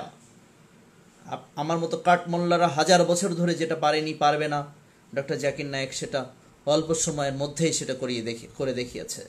আমার চেয়ে ডক্টর জাকির নায়েক কয়েক লক্ষ, কয়েক হাজার কোটি গুণ উত্তম বর্তমান সমসাময়িক যুগের জন্য, সে কথা আমি বলতে আমার দ্বিধা নেই। সঙ্গত কারণে এ ধরনের মানুষ, তবে তিনি মানুষ, তার ভুল থাকতে পারে, মাসআলাগত আমার তার মধ্যে কিছু ভিন্নতা থাকতে পারে। তার অর্থই নয় যে আমি তাকে অযাচিতভাবে অনর্থক গালিগালাজ করব, কাফির বলবো। এ ধরনের কথা যারা বলে, এই মানুষগুলো মূলত মূর্খ, জাহেল। এদের পিছনে সালাত আদায় করা থেকে বিরত থাকতে হবে। হ্যাঁ, ভুল থাকতে পারে, আমরা তার ভুলের জন্য, তার যেটা ভুল সেটা আমরা সংশোধনের জন্য তাকে আমরা বলতেই পারি। আমরা তাকে ইনভাইট করতে পারি যে আপনার এইটা ভুল রয়েছে, আপনি সংশোধন হয়ে নেন। তাই বলে আমরা কাফের, মুশরিক এ ধরনের কথা মুসলমানকে বলবো, এটা কি ধরনের কথা? এ ধরনের মূর্খদেরকে আপনারা এড়িয়ে চলবেন, এটা আমরা আশা করব। জি, আসসালামু আলাইকুম শেখ। মহিলারা মাথা মাসা কিভাবে করবে? মহিলা পুরুষ মাথা মাসার নিয়ম একই, পুরা মাথাকে মাসা করতে হবে। এভাবে হাত নিয়ে মাথা থেকে প্রথম শুরু থেকে শেষ পর্যন্ত মাসাহ করবে, এবং শেষ থেকে আবার শুরু পর্যন্ত এখানে এনে শেষ করবে। তার মানে পুরা মাথা, আমরা জেনে আসছি মাথার 3 ভাগের 1 ভাগ, 3 ভাগের 1 ভাগ নয়, ওজুর সময় পূর্ণ মাথা মাসাহ করতে হয়। আশা করি আপনি আপনার উত্তর পেয়েছেন। আরাবুল, একটা জিজ্ঞাসা, বলুন কি জিজ্ঞাসা? একটা পরিবারের সদস্য 5, ছোট ছেলে উপার্জন করার টাকা দ্বারা পশু ক্রয় করা হয়েছে, অতঃপর একটা পশু ক্রয় করেছে এবং তার পিতার নামে কোরবানি করেছে। নাউজুবিল্লাহ, পিতার নামে কোরবানি কেন? কোরবানি হবে আল্লাহর নামে। এটা বিরাট বড় জাহিলিয়াত আমাদের দেশের। কোরবানি করেছে, এখন ছোট ছেলের সুন্নাহ কি আদায় হবে? কোরবানি পরিবারের পক্ষ থেকে একটা আদায় করলেই যথেষ্ট হবে ইনশাআল্লাহ তাআলা, কোনো অসুবিধা নেই। উল্লেখ্য যে কারোর নামে নয়, বরং আমার পক্ষে, আল্লাহর নামে, আমার পক্ষ থেকে। কোরবানি যদি কারোর নামে, কোনো ব্যক্তির নামে হয়, সেই কোরবানি হারাম হয়ে যাবে। কারোর নামে নয়, বরং কোরবানি হবে আল্লাহর নামে। মান জাহাবা ইলা গায়রিল্লাহ, যদি কোনো ব্যক্তি গায়রিল্লাহর নামে জাবেহ করে, আমার নবী সাল্লাল্লাহু আলাইহি সাল্লাম বলেছেন এই লোকটা কাফের হয়ে যায়। এই জন্য কোনো ব্যক্তির নামে জাবেহ নয়, তওবা পড়ুন, ইস্তিগফার করবেন আপনারা, এটা মুসলিমরা। কোনো ব্যক্তির নামে কখনো জাবেহ নয়, জাবেহ হবে আল্লাহর নামে, ব্যক্তির পক্ষ থেকে। কেমন? আশা করি আপনি আপনার প্রশ্ন উত্তর পেয়েছেন। আরাবুল ইসলাম, জি। এরপর অনেকে যারা সংযুক্ত রয়েছেন তাদের কথা আমি নাই বললাম।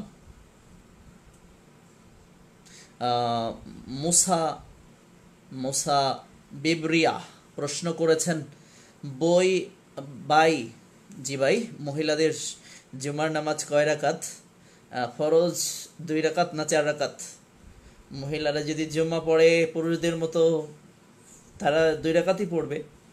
ইমামের পিছনে তো আপনার বাড়ানোর সুযোগ নেই, তাই না? তো যাই হোক, মহিলাদের জুম্মার সালাত 2 রাকাত, মহিলারা জুম্মার সালাত আদায় করতে পারে। রাসূল সাল্লাল্লাহু আলাইহি সাল্লাম আল্লাহর বান্দিগণ মসজিদে আসতে চাইলে তাদের নিষেধ করেছেন।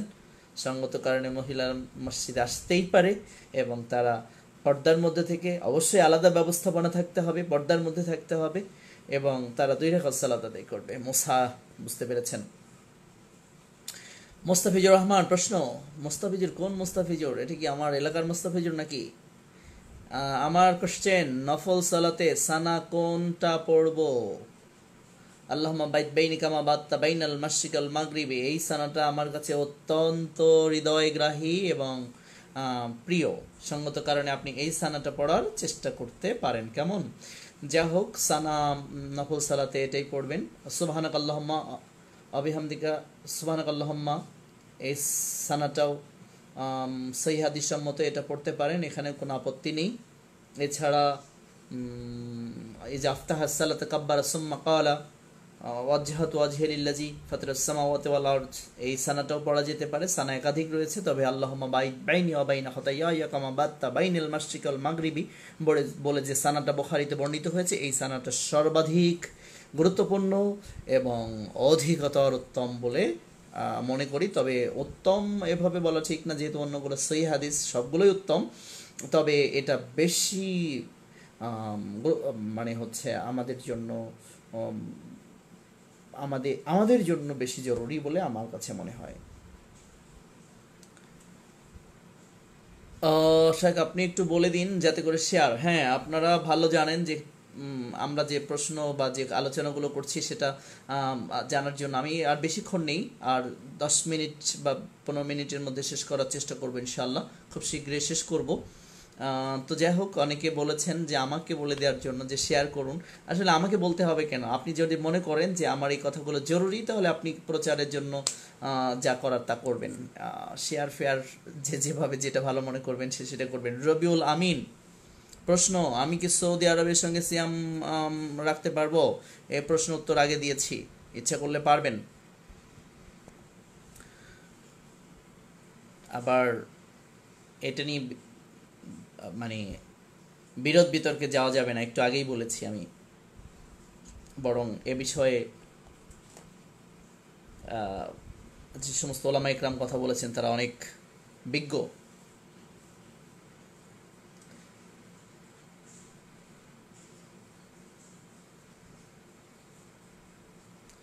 এক প্রশ্ন বারবার করেছেন রুহুল আমিন। আচ্ছা, এরপরে জাকাতের টাকা ত্রাণ দেওয়া যাবে কি? গুরুত্বপূর্ণ প্রশ্ন বর্তমান সময়ের জন্য। ফকির মিসকিন যারা, তাদেরকে যদি সিয়াম দেওয়া হয়, অর্থাৎ জাকাতের যে 8টি খাত রয়েছে, সে খাতে যদি প্রপারলি ব্যয় করার সুযোগ থাকে, অবশ্যই ত্রাণ হিসাবে আপনি জাকাতের টাকা দিতে পারবেন। তবে যে দেখতে হবে সেটা জাকাতের যে 8টি খাত বর্ণনা করেছেন আল্লাহ সুবহানাহু ওয়া তাআলা, সেই খাতের মধ্যে যাতে প্রপারলি বন্টন হয় সেদিকে লক্ষ্য রাখার চেষ্টা করতে হবে। রমজান মাসে উত্তম ইবাদত কি কি? জি, আমি সেই বিষয়ে আলোচনা করি, কিছু করেই আমি শেষ করে দিই আজকের। অনেকের অনেক প্রশ্ন রয়েছে। আসলে রমজান মাসের ইবাদত কি কি, এই বিষয়টা বলাটা, উত্তম ইবাদত কি কি, এটা আমি এই বিষয়টা বলাটা খুব জরুরি, কারণ রমজান মাস চলে আসছে। রমজান মাসের উত্তম ইবাদত একের পর এক আপনাদের সামনে উপস্থাপন করি, আপনারা এটা বোঝার চেষ্টা করুন। রমজান মাসে খুবই গুরুত্বপূর্ণ ইবাদত হচ্ছে রাত্রে সাহারি করা। সেহেরি না, সেহেরি মানে সেহের মানে জাদু, সেহেরি নয়, সাহারি, মনে রাখবেন। আবু সাইদ খুদরি রাদিয়াল্লাহু আনহু বলেন, রাসূল সাল্লাল্লাহু আলাইহি ওয়াসাল্লাম বলেছেন, ইন্নাল্লাহা ওয়া মালাইকাতাহু ইউসাল্লুনা আলাল মুতাসাহহিরুন, নিশ্চয়ই আল্লাহ তাআলা এবং তার ফেরেশতা মণ্ডলী যারা রমজান মাসে সাহারি করার জন্য ওঠে তাদের জন্য কল্যাণ কামনা করেন। আল্লাহ নিজেই কল্যাণ কামনা করেন। ইন্নাল্লাহা ওয়া মালাইকাতাহু ইউসাল্লুনা আলাল মুতাসাহহিরুন, নিশ্চয়ই আল্লাহ তাআলা এবং তার ফেরেশতা মণ্ডলী মালাইকারা যারা রমজান মাসে যারা সিয়ামের জন্য সাহারি করতে ওঠে তাদের কল্যাণ কামনা করে। তো আমাদের বর্তমান সময়ে করোনা থেকে মুক্তি, বিপর্যয় থেকে মুক্তির জন্য আমি বলবো যে সবাই সাহারি করতে উঠবেন। রমজান মাসে খুবই গুরুত্বপূর্ণ একটা ইবাদত হচ্ছে সাহারি করা। রাসূল সাল্লাল্লাহু আলাইহি সাল্লাম একদিন সাহাবারা বলছেন, একদিন আল্লাহ রাসূল আমাদেরকে ডাকলেন, বললেন হালুম্মা, রমজান মাসে আমাদেরকে ডাকলেন শেষ রাতে সাহারির জন্য। তার ভাষা হলো হালুম্মা ইলাল গদাইল মুবারাকাতি, হে সাহাবারা এসো বরকতময় খাবারের জন্য এসো, সাহারির মধ্যে বরকত রয়েছে। আল্লাহ নবী বলছেন তুসাহহারু ফাইন্না ফিস সাহর বারাকা, তোমরা সাহারি করো, নিশ্চয়ই সাহারির মধ্যে বারাকাত রয়েছে। রাহু তিরমিজি, আবু দাউদ। সঙ্গত কারণে আমার নবী সাল্লাল্লাহু আলাইহি ওয়াসাল্লাম বলেছেন, আল বারাকাত সালাসাতুন, 3 জিনিসের মধ্যে তোমাদের জন্য বারাকাত রয়েছে। এক হচ্ছে আস-সাহুর, আস-সারিদ আল আল জামা আসাহর আসারিদ, জামাতবদ্ধ জীবন জিন্দেগি, সারিদ জাতীয় খাদ্য এবং সাহারি, এর মধ্যে তোমাদের জন্য বরকত রেখে দেওয়া হয়েছে। আমি মনে করি এই সাহারিটাও আপনার করোনা রোগের টিকা হতে পারে, কারণ যেহেতু বারাকাত আল্লাহ তাআলা বলেছেন, আল্লাহ রসুল বলেছেন, তাহলে বারাকাত মানে এই সাহারির মধ্যে আপনার আমার জন্য কি রয়েছে? বারাকাত রয়েছে, আল্লাহর দয়া রয়েছে, আল্লাহর রহমাত রয়েছে। সঙ্গত কারণে আমরা কি করব? সাহারি করব। এক। দুই নম্বর হচ্ছে আমার নবী সাল্লাল্লাহু আলাইহি ওয়াসাল্লাম বলেছেন, মান কামা রমাদানান ঈমানান ওয়া ইহতিসাবান গুফিরা লাহু মা তাকাদ্দামা মিন জামবি, রাহুল বুখারী ও মুসলিম। আল্লাহ নবী বলেছেন যে রমজান মাসে নেকির লাভের আশায় এবং নেকি লাভের আশায় মান কমা কিয়াম করবে তথা সালাত আদায় করবে, তার মানে তারাবি বা তাহাজ্জুদ পড়বে। তার মানে অবশ্যই আমি বারবার সাজেস্ট করছি আপনারা শেষ রাতে তাহাজ্জুদ বা তারাবি পড়ুন, শেষ রাতে তাহাজ্জুদ পড়ুন রমজানের, এটাই উত্তম হবে আপনাদের জন্য। তাহলে প্রথম কি বলেছি? রমজান মাসে উত্তম ইবাদত জিজ্ঞাসা করেছেন মদিনা থেকে, মদিনা আহমেদ শিপু। তাহলে প্রথম কি বলেছি বলুন? প্রথম বলেছি সাহারি করবেন। দুই, তারাবির সালাত বা তাহাজ্জুদের সালাত আদায় করবেন, তাহলে অতীতের সব গুনাহ মাফ হয়ে যাবে। তিনটা প্রথম, মানসামা, এই রমজান মাসের সবচেয়ে উত্তম ইবাদত হচ্ছে সিয়াম রাখা, রোজা না, সিয়াম রাখবেন। তাহলে এক নাম্বার, আমি সাহারিকে এক নাম্বার নয়, সিয়ামকে এক নাম্বারে নিয়ে আসবো।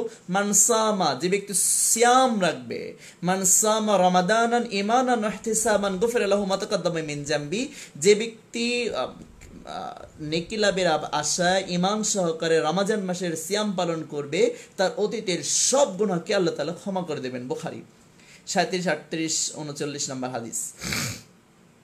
তাহলে আমরা আমাদের রমজান মাসের সবচেয়ে উত্তম ইবাদত হচ্ছে সিয়াম রাখা, রোজা না। কিন্তু সিয়াম রাখা মানে আমি মিথ্যা থেকে বিরত থাকব, আমি হারাম ফাহেসা কথা বলা থেকে বিরত থাকব, আমি গীবত শোনা থেকে বিরত থাকব। সিয়াম মানে বিরত থাকা, রোজা মানে উপোস থাকা। তাহলে আমরা কিন্তু সিয়াম রাখবো, রোজা রাখবো না কেউ। কেমন? তাহলে রমজান মাসে উত্তম ইবাদত হচ্ছে সিয়াম রাখা, রোজা রাখা না, উপোস থাকা না, বরং আমি খাদ্য পানীয় যেমন ত্যাগ করব, মিথ্যাও ত্যাগ করব। কারণ আমার রাসূল সাল্লাল্লাহু আলাইহি সাল্লাম বলেছেন যে মিথ্যা এবং তদনুযায়ী আমল ত্যাগ করলো না, তার খাদ্য ও পানীয় ত্যাগ করা আল্লাহর কোনো প্রয়োজন নেই। তাহলে আমরা কি করব? এটা যদি আমরা করতে পারি, আমরা ফাহেসা জিনিস দেখব না, ফাহেসা কথা শুনবো না, ফাহেসা কথা বলবো না, লজ্জাস্থানকে হেফাজত করব। এই যে কাজগুলো রয়েছে, এইগুলোর একটা সম্মিলিত প্যাকেজের নাম হচ্ছে সিয়াম। এই জন্য রমজান মাসে উত্তম ইবাদত হলো আপনি সিয়াম রাখবেন, সিয়াম রেখে আপনি অন্যান্য যাবতীয় ফাহেসা কর্মকাণ্ড থেকে বিরত থাকবেন, এর নামই সিয়াম। আর এই সিয়াম যদি হয় মান সামা রমাদানান ঈমানান ওয়া ইহতিসাবান গুফিরা লাহু মা তাকাদ্দামা মিন জামবি, তাহলে আল্লাহ সুবহানাহু ওয়া তাআলা আপনার অতীতের সব গুনাহগুলোকে ক্ষমা করে দিবেন। বুখারী। দুই নম্বর বলেছি তারা সাহারি করবেন, কারণ রাসূল সাল্লাল্লাহু আলাইহি সাল্লাম একটু আগে বলেছি যে ইউসাল্লুনা আলাল মুতাসাহহারুন, যারা রমজান মাসে সাহারি করার জন্য ওঠে, আল্লাহ তাআলা এবং তার ফেরেশতারা তাদের জন্য কি করেন? কল্যাণ কামনা করতে থাকেন। তিন নম্বর আমরা বলেছি যে রমজান মাস কোরআন নাজিলের মাস। শাহরু রমাদান আল্লাযী উনজিলা ফীহিল কুরআন হুদাল লিন-নাস ওয়া বায়িনাতিন মিনাল হুদা ওয়াল ফুরকান। রমজান মাস তো সেই মাস যে মাসে কোরআন নাজিল হয়েছে। রমজান মাসের কেন এত মর্তবা, কেন এত গুরুত্ব, কেন রমজান মাসটা রাজা মাস? কারণ একটাই, এ মাসে কোরআন নাজিল হয়েছে। এই জন্য এ মাসে সিয়ামের পরে সবচেয়ে গুরুত্বপূর্ণ উত্তম ইবাদত হলো বেশি বেশি কোরআন অধ্যয়ন করা, কোরআন পড়তে শেখা এবং বুঝতে শেখা। এই দুইটা জিনিস। তিন হচ্ছে মানতে শেখা, কোরআন বোঝা পড়া। দুই হচ্ছে কোরআন বুঝা। তিন হচ্ছে কোরআনটা মানা।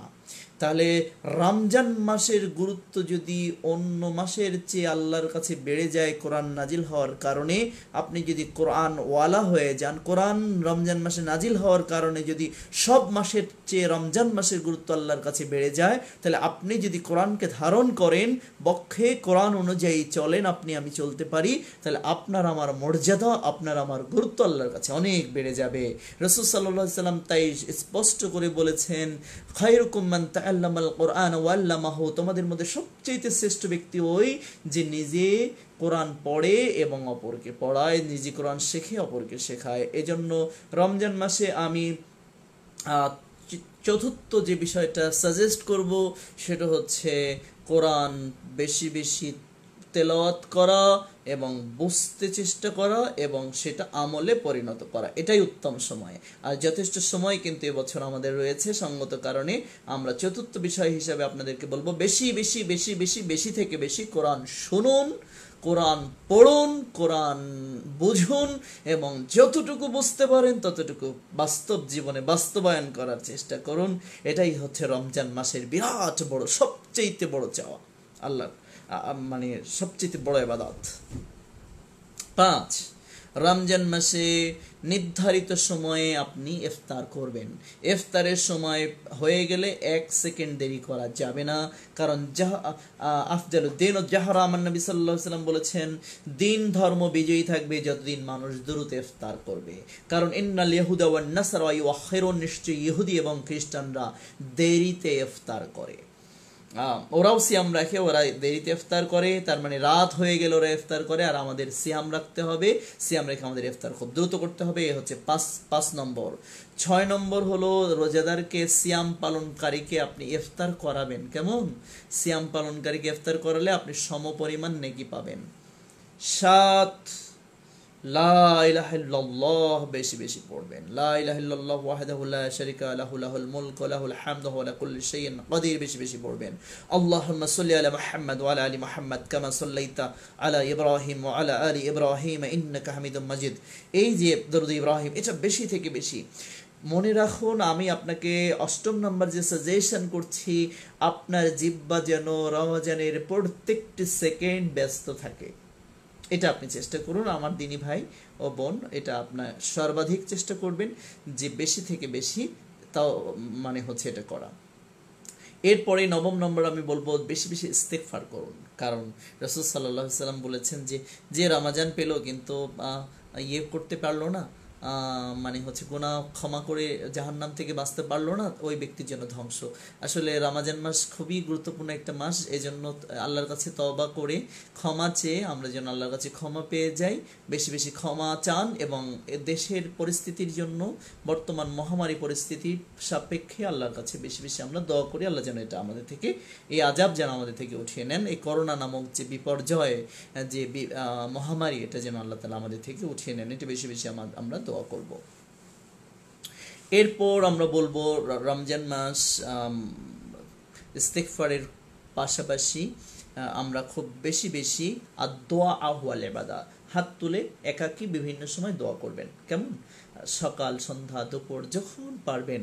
কারণ রাসূল সাল্লাল্লাহু আলাইহি ওয়াসাল্লাম বলেছেন সালাসা দাওয়াতুন লা তুরাদ্দু, 3 শ্রেণীর মানুষ যদি আল্লাহর কাছে দোয়া করে তাদের দোয়া কখনো ফেরত দেওয়া হয় না। আল্লাহর কাছে যদি 3 শ্রেণীর মানুষ দোয়া করে তাদের দোয়া কখনো ফেরত দেওয়া হয় না। 1, দাওয়াতুল ওয়ালিদি লি ওয়ালিদিহি, পিতামাতার দোয়া তার সন্তানের জন্য। 2, দাওয়াতুল মুসাফিরের দোয়া। 3, দাওয়াতুস সাইম, সিয়াম পালনকারী ব্যক্তির দোয়া। সঙ্গত কারণে আপনারা সিয়ামরত অবস্থায় বেশি থেকে বেশি দোয়া করবেন, হাত তুলে বা স্বাভাবিক অবস্থায় সবসময় দোয়া করবেন। এই হচ্ছে আপনার জন্য 10 নম্বর রমজান মাসের গুরুত্বপূর্ণ উত্তম ইবাদতের মধ্যে বেশি বেশি দোয়া করা। এরপর 11 নম্বর হচ্ছে দুস্থ এতিম দুস্থ মানুষদেরকে মানে হচ্ছে সহযোগিতা করা। এরপরে 12 নম্বর বলবো যে বেশি খাওয়ার টেন্ডেন্সি দূর করা। রমজান মাসের আপনি ইফতার করবেন খেজুর দিয়ে, এবং মানে হচ্ছে রমজান মাসে যেন আমাদের খাদ্য সংকটে না পড়ে যাই আমরা। বর্তমান সময়টা খুব বিপর্যয়কর সময় চলছে, সেদিকে খেয়াল রাখতে হবে, রেখে আমাদের খাওয়ার প্রতি মানে হচ্ছে খাবারের যে মিতব্যয়িতা, এদিকে আমাদের খেয়াল রাখতে হবে। 13 নম্বর রমজান মাসে আমি প্যাকেজ ইবাদতের কথা বলছি, যেগুলো আমাদের খুবই গুরুত্বপূর্ণ, যে ইবাদতগুলো খেয়াল রাখা। আমাদের জাকাতগুলো যেহেতু অন্য বছর আমাদের অন্য মাসগুলোতে আমাদের হিসাব করার সুযোগ বা সময় কম হয়, সঙ্গত কারণে আপনি কি করবেন, এই জাকাতটা রমজান মাসে আদায় করে নেওয়াটা চেষ্টা করবেন। এরপর হচ্ছে সাদাকাতুল ফিতর, এটা রমজান মাসের শেষ দিকে আপনারা ঈদের দিন সাদাকাতুল ফিতর একসা খাদ্যদ্রব্য দিয়ে, আপনাদের সাথে আমরা আর যোগাযোগ করতে পারবো কিনা জানি না, কিভাবে আর কমিউনিকেশন হবে জানি না, তো সাদাকাতুল ফিতর আদায় করবেন রমজান মাসে, এটা খুবই গুরুত্বপূর্ণ। এরপর রাসূল সাল্লাল্লাহু আলাইহি ওয়াসাল্লাম বলেছেন মান কামা লাইলাতুল কদরি ঈমানান ওয়া ইহতিসাবান গুফিরা লাহু মা তাকাদ্দামা মিন জামবি। 13 বা 14 নম্বর আমি বললাম যে লাইলাতুল কদর তালাশ করা। যে ব্যক্তি রমজান মাসে লাইলাতুল কদর অর্থাৎ রমজানের 21, 23, 25, 27, 29, আমাদের দেশে কিছু মানে হচ্ছে বিজ্ঞ, অতি বিজ্ঞ মানুষ রয়েছে যারা শুধুমাত্র 27 রমজানকে লাইলাতুল কদর হিসেবে ফিক্স করে নিয়েছে। এটা বিরাট বড় অন্যায়, বিরাট বড় ভুল। বরং লাইলাতুল কদর আমাদের রমজান মাসের শেষ দশকের 5টা বেজোড় রাতে তালাশ করতে হবে। 21, 23, 25, 27, 29 এই 5টি রাত আপনারা লাইলাতুল কদর তালাশ করবেন ইনশাআল্লাহ। কেমন? তো যা হোক দিনী ভাই আমার, লাইলাতুল কদর রমজান মাসে লাইলাতুল কদর শেষ দশকে থাকবে এবং বেশি থেকে বেশি রাত জেগে আপনারা প্রস্তুতি গ্রহণ করুন এখন থেকে যে লাইলাতুল কদরের 5টা রাত সারা রাত জেগে যেন আমরা ইবাদত করতে পারি, আমাদের মালিককে আমরা সন্তুষ্ট করে ফেলতে পারি এই রমজানে। এই নিয়াত রেখে দেন যে এই রমজানে আমার মালিককে আমি সন্তুষ্ট করবই যে কোনো মূল্যে, এই নিয়াতটা আপনি করুন। তাহলে মান আকামা লাইলাতুল কদরি ঈমানান ওয়া ইহতিসাবান গুফিরা লাহু মা তাকাদ্দামা মিন জামবি, রাসূল সাল্লাল্লাহু আলাইহি ওয়াসাল্লাম বলেছেন তার অতীতের সব গুনাহ মাফ করে দেওয়া হবে যে লাইলাতুল কদর জাগবে। দিনী ভাই ও বোন, শেষ দিকেই আমি শেষ করব রমজানের গুরুত্বপূর্ণ ইবাদতের মধ্যে আর দুই একটা বলি, দুই একটা খুবই ইম্পর্টেন্ট বলে আমার কাছে মনে হচ্ছে। রমজান মাসে যেটা করব না, রমজান মাস অন্য ইবাদত কিন্তু করা আর রমজান মানে না করা, সিয়াম মানে না করা, খুবই গুরুত্বপূর্ণ একটা বিষয়। অন্য ইবাদত করতে হয় আর সিয়াম মানে বিরত থাকা, করতে হয় না, তার মানে আপনি করবেন না। রমজান মাসে উত্তম ইবাদতের মধ্যে কয়েকটা জিনিস করবেন না, খুবই গুরুত্বপূর্ণ। যে অন্য ইবাদত করতে হয় আর রমজান মানে বিরত থাকতে, সিয়াম মানে বিরত থাকা, তার মানে আমি এই রমজানে চিরতরে ধূমপান মুক্ত ঘোষণা করেন নিজেকে। পরের কথা হচ্ছে দাড়ি সাজবেন না, গোপ ছোট করবেন। দাড়ি এবার রমজানে সিদ্ধান্ত নিয়ে নেন যে করব না, কারণ রমজান মানে সিয়াম মানে যেহেতু বিরত থাকা, আমি কিছু বিরত থাকার কথা বলি। টাকনুর নিচে কাপড় আর পরবেন না, কারণ মাসফালাল কাবাইনি মিনাল ইজারে ফাফিন্নার, যে টাকনুর নিচে কাপড় ঝুলিয়ে পড়ে সে জাহান্নামে যাবে। রাসূল সাল্লাল্লাহু আলাইহি ওয়াসাল্লাম বলেছে খলিফুল মুশরিকিনা, তোমরা মুশরিকদের বিরোধিতা করো, আফশাওরি ওয়াফুল্লিহা, তোমরা গোপ ছোট করো, দাড়ি বড় রাখো। তাহলে আমরা দাড়ি চাঁচবো না, টাকনুর নিচে কাপড় পরবো না। সিয়াম মানে কিন্তু বিরত থাকা। আমরা মিথ্যা এবং তদ অনুযায়ী আমল করবো না। ব্যবসা যদি করি ভেজাল দিব না, মিথ্যা কথা বলে মাল বিক্রি করব না। আমরা যারা চাকরি করি অনার্থক দেরি করে গিয়ে মিথ্যা কথা বলবো না যে কারণে আমার দেরি হয়ে গেছে। এভাবে আমি ইনসাফের সাথে আমি আমার কাজ করব, ব্যবসা করব, বাণিজ্য করব, চাকরি করব। মানে চাকরিতে অন্যায় করব না, মিথ্যা কথা বলবো না, কাজে ফাঁকি দিব না, ব্যবসায়ের ফাঁকি দিব না, অন্য মানুষকে ধোঁকা দিব না। এই কাজগুলো আমরা রমজানে উত্তম ইবাদত করব না। কেমন? এরপর আমরা বেদাত করব না, শিরক করব না। এইগুলো হচ্ছে রমজান মাসের প্যাকেজ ইবাদত। আশা করি ভাই মদিনা থেকে আহমদ শিপু আপনি আপনার প্রশ্নের উত্তর পেয়েছেন। বেশ দীর্ঘায়িত করলাম আমি এই প্রশ্ন উত্তরটা, যেহেতু রমজান মাস কেন্দ্রিক আমি কথা বলেছি আজকে, এজন্য এই প্রশ্নের উত্তরটা আমরা একটু দীর্ঘায়িত করে দিয়েছি। যাই হোক, প্রশ্ন ইমামউদ্দিন, রমজান একদিনে সিয়াম ঈদ পালন করব নাকি বা ভিন্ন দিনে রাখবো, এই প্রশ্নের উত্তর আমি বারবার দিয়েছি, তারপরও বলছি এই বিষয়টা একই দিনে সিয়াম ঈদ বা ভিন্ন দিনে সিয়াম ঈদ এটা নিয়ে আমাদের বিরোধ বিতর্কের কোনো সুযোগ নেই। আপনি অধিকতর কোরআনে আয়াতগুলো পড়ুন, হাদিসগুলো পড়ুন, পড়ে অধিকতর বেশি আপনার কাছে যেটা যৌক্তিক, যেটা সঠিক মনে হয় আপনি সেটা পালন করুন। ইনশাল্লাহ এই বিষয়টা অনেক বড় মানে হচ্ছে উভয় দিকের যে ওলামায়ে কেরাম যারা রয়েছেন তাদের যথেষ্ট বিজ্ঞ যে তারা, এবং এই বিষয়টা কোনো একটাকে একদম অস্বীকার করা, ফেলে দেওয়ার কোনো সুযোগ আছে বলে আমি মনে করি না। জাকাতের টাকা অনেককে অল্প অল্প করে দেওয়া উত্তম নাকি কয়েকজনকে বেশি করে দেওয়া উত্তম, যাতে জাকাতের টাকা গরিব কাউকে ঘর নির্মাণ করে দেওয়া যাবে কি? হ্যাঁ, গরিবদেরকে ঘর নির্মাণ করে দেওয়া যাবে, গরিবদেরকে দেওয়া যাবে। এবং জাকাতের টাকা আহমেদ শিপু প্রশ্ন করেছিলেন তিনি, জাকাতের টাকা আপনি অল্প অল্প করে দিতে পারবেন, তবে উত্তম হলো জাকাত আপনি এমন জনকে দেন যাতে করে তার অভাবটা মিটে যায় এবং আগামী বছর থেকে যেন তাকে আর জাকাত খেতে না হয়, এমন ধরনের ব্যবস্থা যদি করে দেন, আমরা চেষ্টা করি এভাবে করতে। আল্লাহ তাআলা আপনাদেরকে সহযোগিতা করুন। মফিজুর রহমান, আসসালামু আলাইকুম, কেমন আছেন? হ্যাঁ, আপনাদের কথা মনে পড়ে। এলাকার মানুষ ভালো আছি আলহামদুলিল্লাহ। আপনারা ভালো আছেন? এলাকার মানুষকে আমার সালাম দিবেন। আপনারা তো আমাদেরকে আহলে হাদিস, লামাজাবি কত রকম কথা বলেন, কিন্তু আমরা মুসলিম আসলে। মফিজুর রহমান সালাম দিয়েছেন, কেমন আছেন জিজ্ঞাসা করেছেন। আসলে আপনারা কেমন আছেন জিজ্ঞাসা করলে অন্তরে খুব ভালো লাগে। আপনারা তারাই যারা বারো তাকবীরে সালাত আদায় করার পর আমাকে হত্যা করার কথা বলা হয়, অথচ 12 তাকবীরে ঈদের সালাত আদায় করলে কোনো ক্ষতি হয় না। যাই হোক, আমরা বেশ কিছু যখন কোরআন এবং সহিহ হাদিস দিয়ে যখন কথা বলতে চেয়েছি, তখন আমার এলাকার মানুষ বিভিন্ন ধরনের কথাবার্তা বলার চেষ্টা করেছে, কিন্তু জেনে রাখবেন আমরা মুসলিম।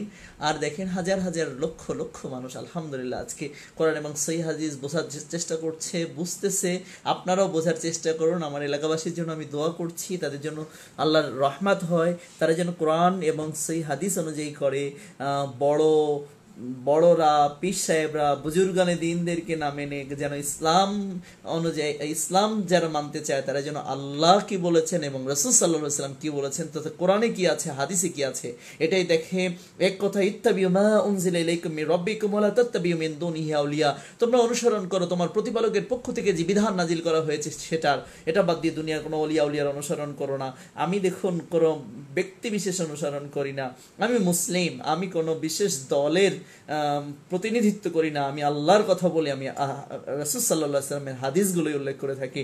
সঙ্গত কারণে মফিজুর রহমান, আপনি এলাকার মানুষকে সালাম দিন এবং তাদেরকে এই করোনার এই সময় কে কখন মারা যাবে জানি না, তো সবাইকে বলে দিন যে তারা যেন আল্লাহর দিনকে যথাযথভাবে মেনে নেয় এবং সে অনুযায়ী চলে। যাই হোক, তাদের কাছে এটাই আমার সুপারিশ।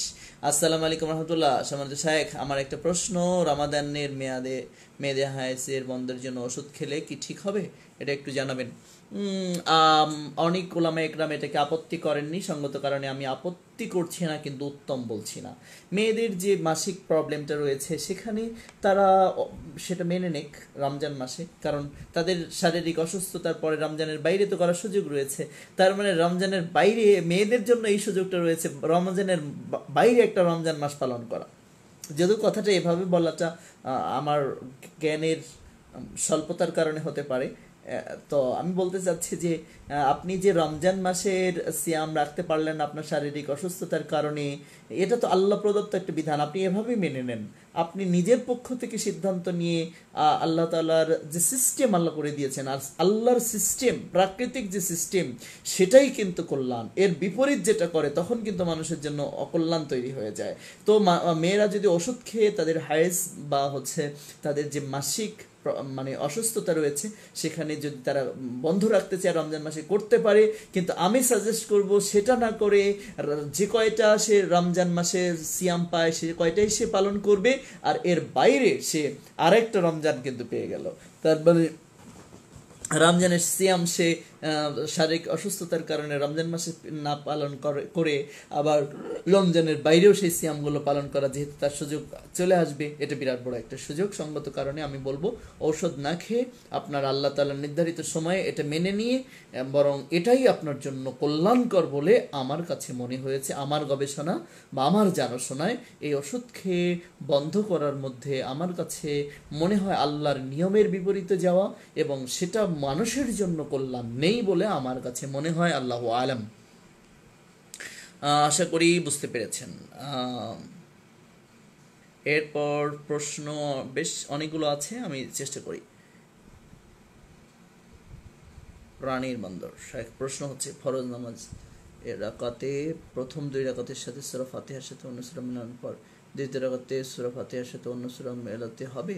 হ্যাঁ, প্রথম ফরজ সালাতে প্রথম 2 রাকাতে সালাতের সাথে সূরা ফাতিহার সাথে অন্য একটি সূরা মেলাতে হবে।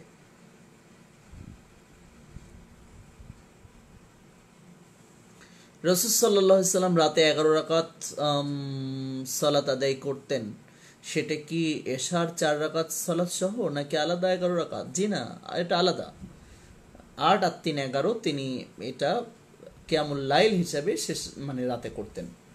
এটা এশার সালাত কেন হবে? এটা নফল সালাত বা কিয়ামুল লাইল হিসাবে করতেন। বুখারী 1147 নম্বর হাদিস, আপনি দেখে নিন।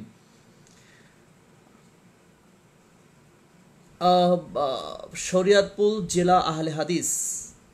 আসসালামু আলাইকুম শেখ, কেমন আছেন? আলহামদুলিল্লাহ ভালো আছি। আমার একটা প্রশ্ন, তারাবির সালাত বাসায় একা আদায় করলে কি উচ্চ স্বরে কেরাত পড়া যাবে? হ্যাঁ, উচ্চ স্বরে কেরাতে আপনি বাসায় তারাবির সালাত আদায় করতে পারবেন। প্রশ্নোত্তর অত্যন্ত লাইভলি হচ্ছে, অনুগ্রহ করে যত সময় ধরে সম্ভব চালিয়ে যান। ঠিক আছে, চেষ্টা করি। আমানুল্লাহ লিটু আমাদের খুবই প্রাণপ্রিয় মানুষ, আল্লাহ আপনাকে রহম করুন, দয়া করুন। কোরআন মাজিদ শুরু থেকে শেষ পর্যন্ত পড়ার, খতম করার ফজিলত জানাবেন। খতম? হায় হায়, কেন খতম করবেন কোরআন মাজিদ? কোরআন কি খতম করা জিনিস? খতম মানে কি? খতম মানে তো আমরা একটু নেগেটিভ অর্থে ব্যবহার করি। কোরআন খতম করবেন কেন ভাই? কোরআন বারবার পঠিতব্য একটা জিনিস। কোরআন শুরু থেকে শেষ, শেষ থেকে শুরু, বারবার বারবার বেশি বেশি বেশি বেশি পড়বেন, খতম করবেন না। কেমন? এই খতম করে দেওয়া খুবই খারাপ প্রবণতা। আমরা খতম করব না, কোরআনকে খতম করব না, কোরআনকে আমরা জারি রাখবো, কোরআন তেলাওয়াতকে জারি রাখবো। শুরু থেকে পড়তে পড়তে পড়তে পড়তে শেষে শেষ করব, শেষে আবার শুরু করব। কোরআন পড়ার যে বিরাট বড় ফজিলত, এর চাইতে ফজিলত কি আছে? রাসূল সাল্লাল্লাহু আলাইহি ওয়াসাল্লাম বলেছেন, খায়রুকুম মান তাআল্লামাল কুরআন ওয়া আল্লামা। তার চাইতে শ্রেষ্ঠ আর কে আছে? মানুষের মধ্যে সবচেয়ে শ্রেষ্ঠ ওই মানুষ যে কোরআন শেখে বা কোরআন পড়ে এবং অপরকে শেখায় বা পড়ায়। এবং নফল এবাদাতের মধ্যে কোরআন তেলাওয়াত হচ্ছে শ্রেষ্ঠ জিকির এবাদাত, এটা জেনে রাখবেন। রাসূল সাল্লাল্লাহু আলাইহি ওয়াসাল্লাম এটাই বলেছেন সঙ্গত কারণে। এবং রাসূল সাল্লাল্লাহু আলাইহি ওয়াসাল্লাম বলছেন, কোরআনের প্রত্যেকটা অক্ষরের বিনিময়ে আল্লাহ তাআলা 10টা নেকি দেন। এ কথা বলতে গিয়ে তিনি কোরআনের একটা ওয়ার্ডকে ভেঙে বুঝিয়ে বলছেন যে তোমরা আবার মনে করো না যে আলিফ লাম মিম এরকম বিচ্ছিন্ন কিছু অক্ষর রয়েছে, এই অক্ষর মিলিয়ে একটা 10টা নেকি, তা নয়, বরং আলিফুন হরফুন, মিমুন লামুন হরফুন, মেমুন হারফুন, আলিফ একটা হরফ, লাম একটা হরফ, মিম একটা হরফ, এই প্রত্যেক আলাদা আলাদা হরফের জন্য আলাদা আলাদা নেকি রয়েছে। তার মানে আলিফ লাম মিম 3 হরফের জন্য 30 নেকি রয়েছে। তার মানে প্রত্যেকটা অক্ষরের বিনিময়ে 10টা নেকি রয়েছে। পৃথিবীর অন্য কোনো কিতাব পড়ার মধ্যে এত বড় ফজিলত, এত বড় নেকি নেই। সঙ্গত কারণে কোরআন পড়ুন পড়ুন পড়ুন, বেশি বেশি পড়ুন। আর রমজান মাসে প্রবেশ করেছি আমরা, রমজান মাস তো আরো বেশি পড়তে হবে, এ ব্যাপারে আপনারা মানে চেষ্টা করুন। সাদি চৌধুরী,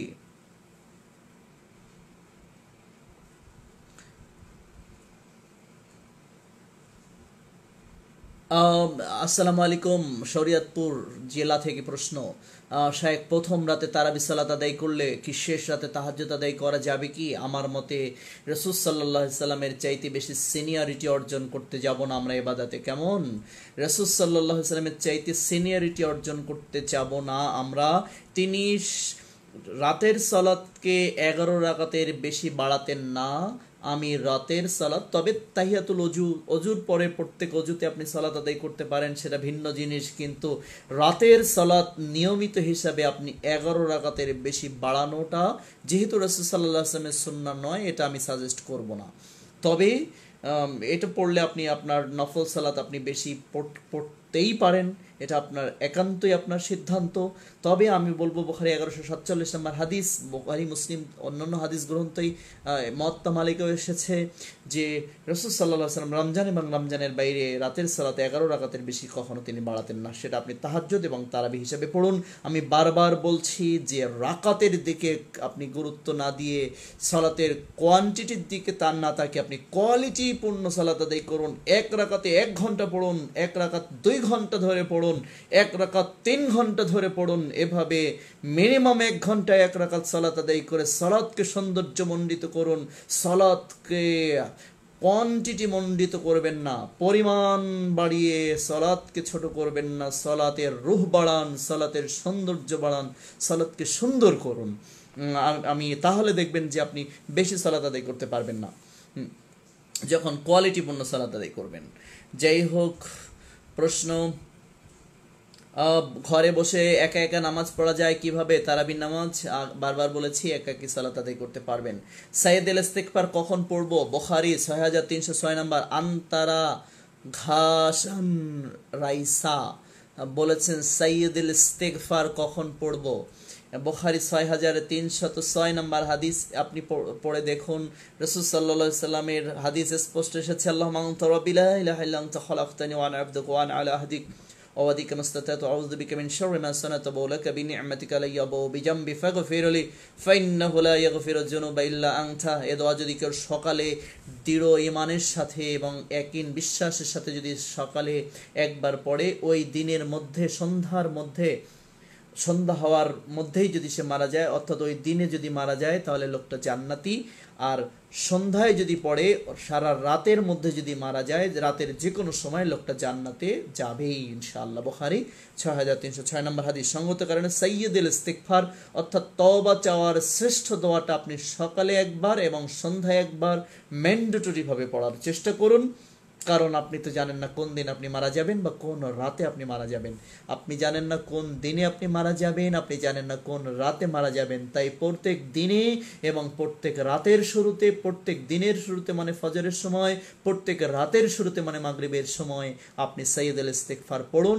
আমরা চেষ্টা করি এই দুই সময় সহ 5 ওয়াক্ত সালাতে পড়ার চেষ্টা করি, কারণ ইস্তিগফার মানে তওবা, যত বেশি পড়বেন তত আপনার লাভ।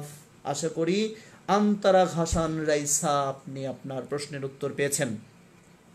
রমজান মাসে সম্পূর্ণ কোরআন খতম করা উত্তম না গুরুত্বপূর্ণ কিছু সূরা বারবার পড়া উত্তম? আবার বলছি, কোরআন খতম নয়, কোরআন বেশি বেশি পড়ুন রমজান মাসে।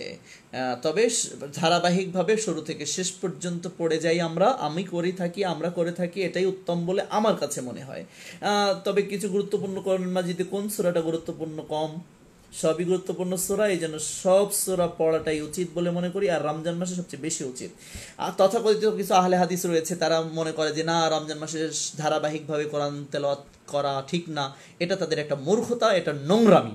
এই নোংরামির কারণে অনেক হাফেজরা ভুলে যায়। তো যারা হাফেজ তারা রমজান মানে শেষ করুন। রাসূল সাল্লাল্লাহু আলাইহি ওয়াসাল্লাম রমজান মাসে জিবরিল আলাইহিস সালামকে শুরু থেকে শেষ পর্যন্ত কোরআন শোনাতেন ধারাবাহিকভাবে, জিবরিল আলাইহিস সালামও শুনিয়েছেন। সঙ্গত কারণে এটা স্ট্রিক্টলি আমাকে যারা ভালোবাসেন, তথাকথিত আহলে হাদিস যারা, তাদের প্রতি আমার চরম বিদ্বেষ রয়েছে। অনেকে দেখা যাচ্ছে যে এটার বিরোধিতা করে, যে ধারাবাহিকভাবে কোরআন তেলাওয়াত করবে মানুষ, অন্তত সালাতের মাধ্যমে এটা শুনবে, এটা তারা করে না। অনেক আহলে হাদিস মসজিদে এটা করা হয় না, এটা আমি তীব্র নিন্দা জানাচ্ছি। বরং আপনারা কোরআন মাজিদ শুরু থেকে শেষ পর্যন্ত, আবার শেষ থেকে শুরু পর্যন্ত এবার আপনারা ধারাবাহিকভাবে পড়ে অন্তত রমজান মাসে যাতে আমরা কোরআনটা পরিপূর্ণভাবে শুনতে পারি, এই প্রস্তুতি গ্রহণ করুন, বিশেষ করে তারাবি সালাতে। এটা উত্তম একটা পথ আমি মনে করি। আশা করি আপনার উত্তর আপনি পেয়েছেন।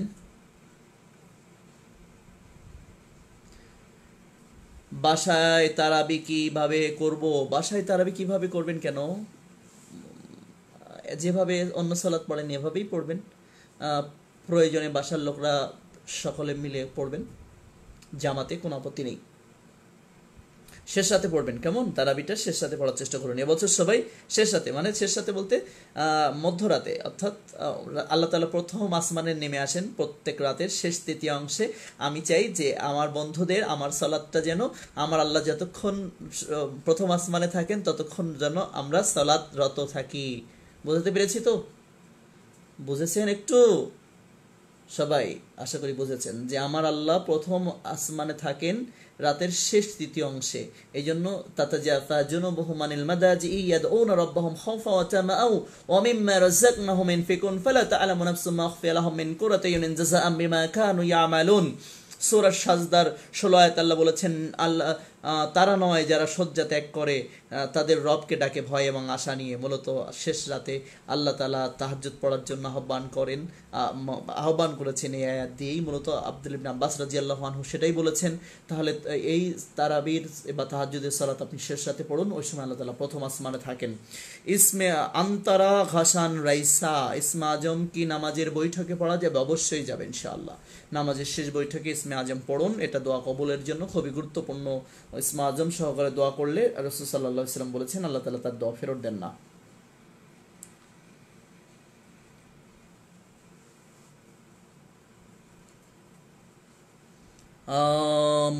অতীতে গুনাহ ক্ষমা হয়ে যাবে, এর মানে কি কবিরা সগীরা দু ধরনের গুনাহ ক্ষমা হয়ে যাবে?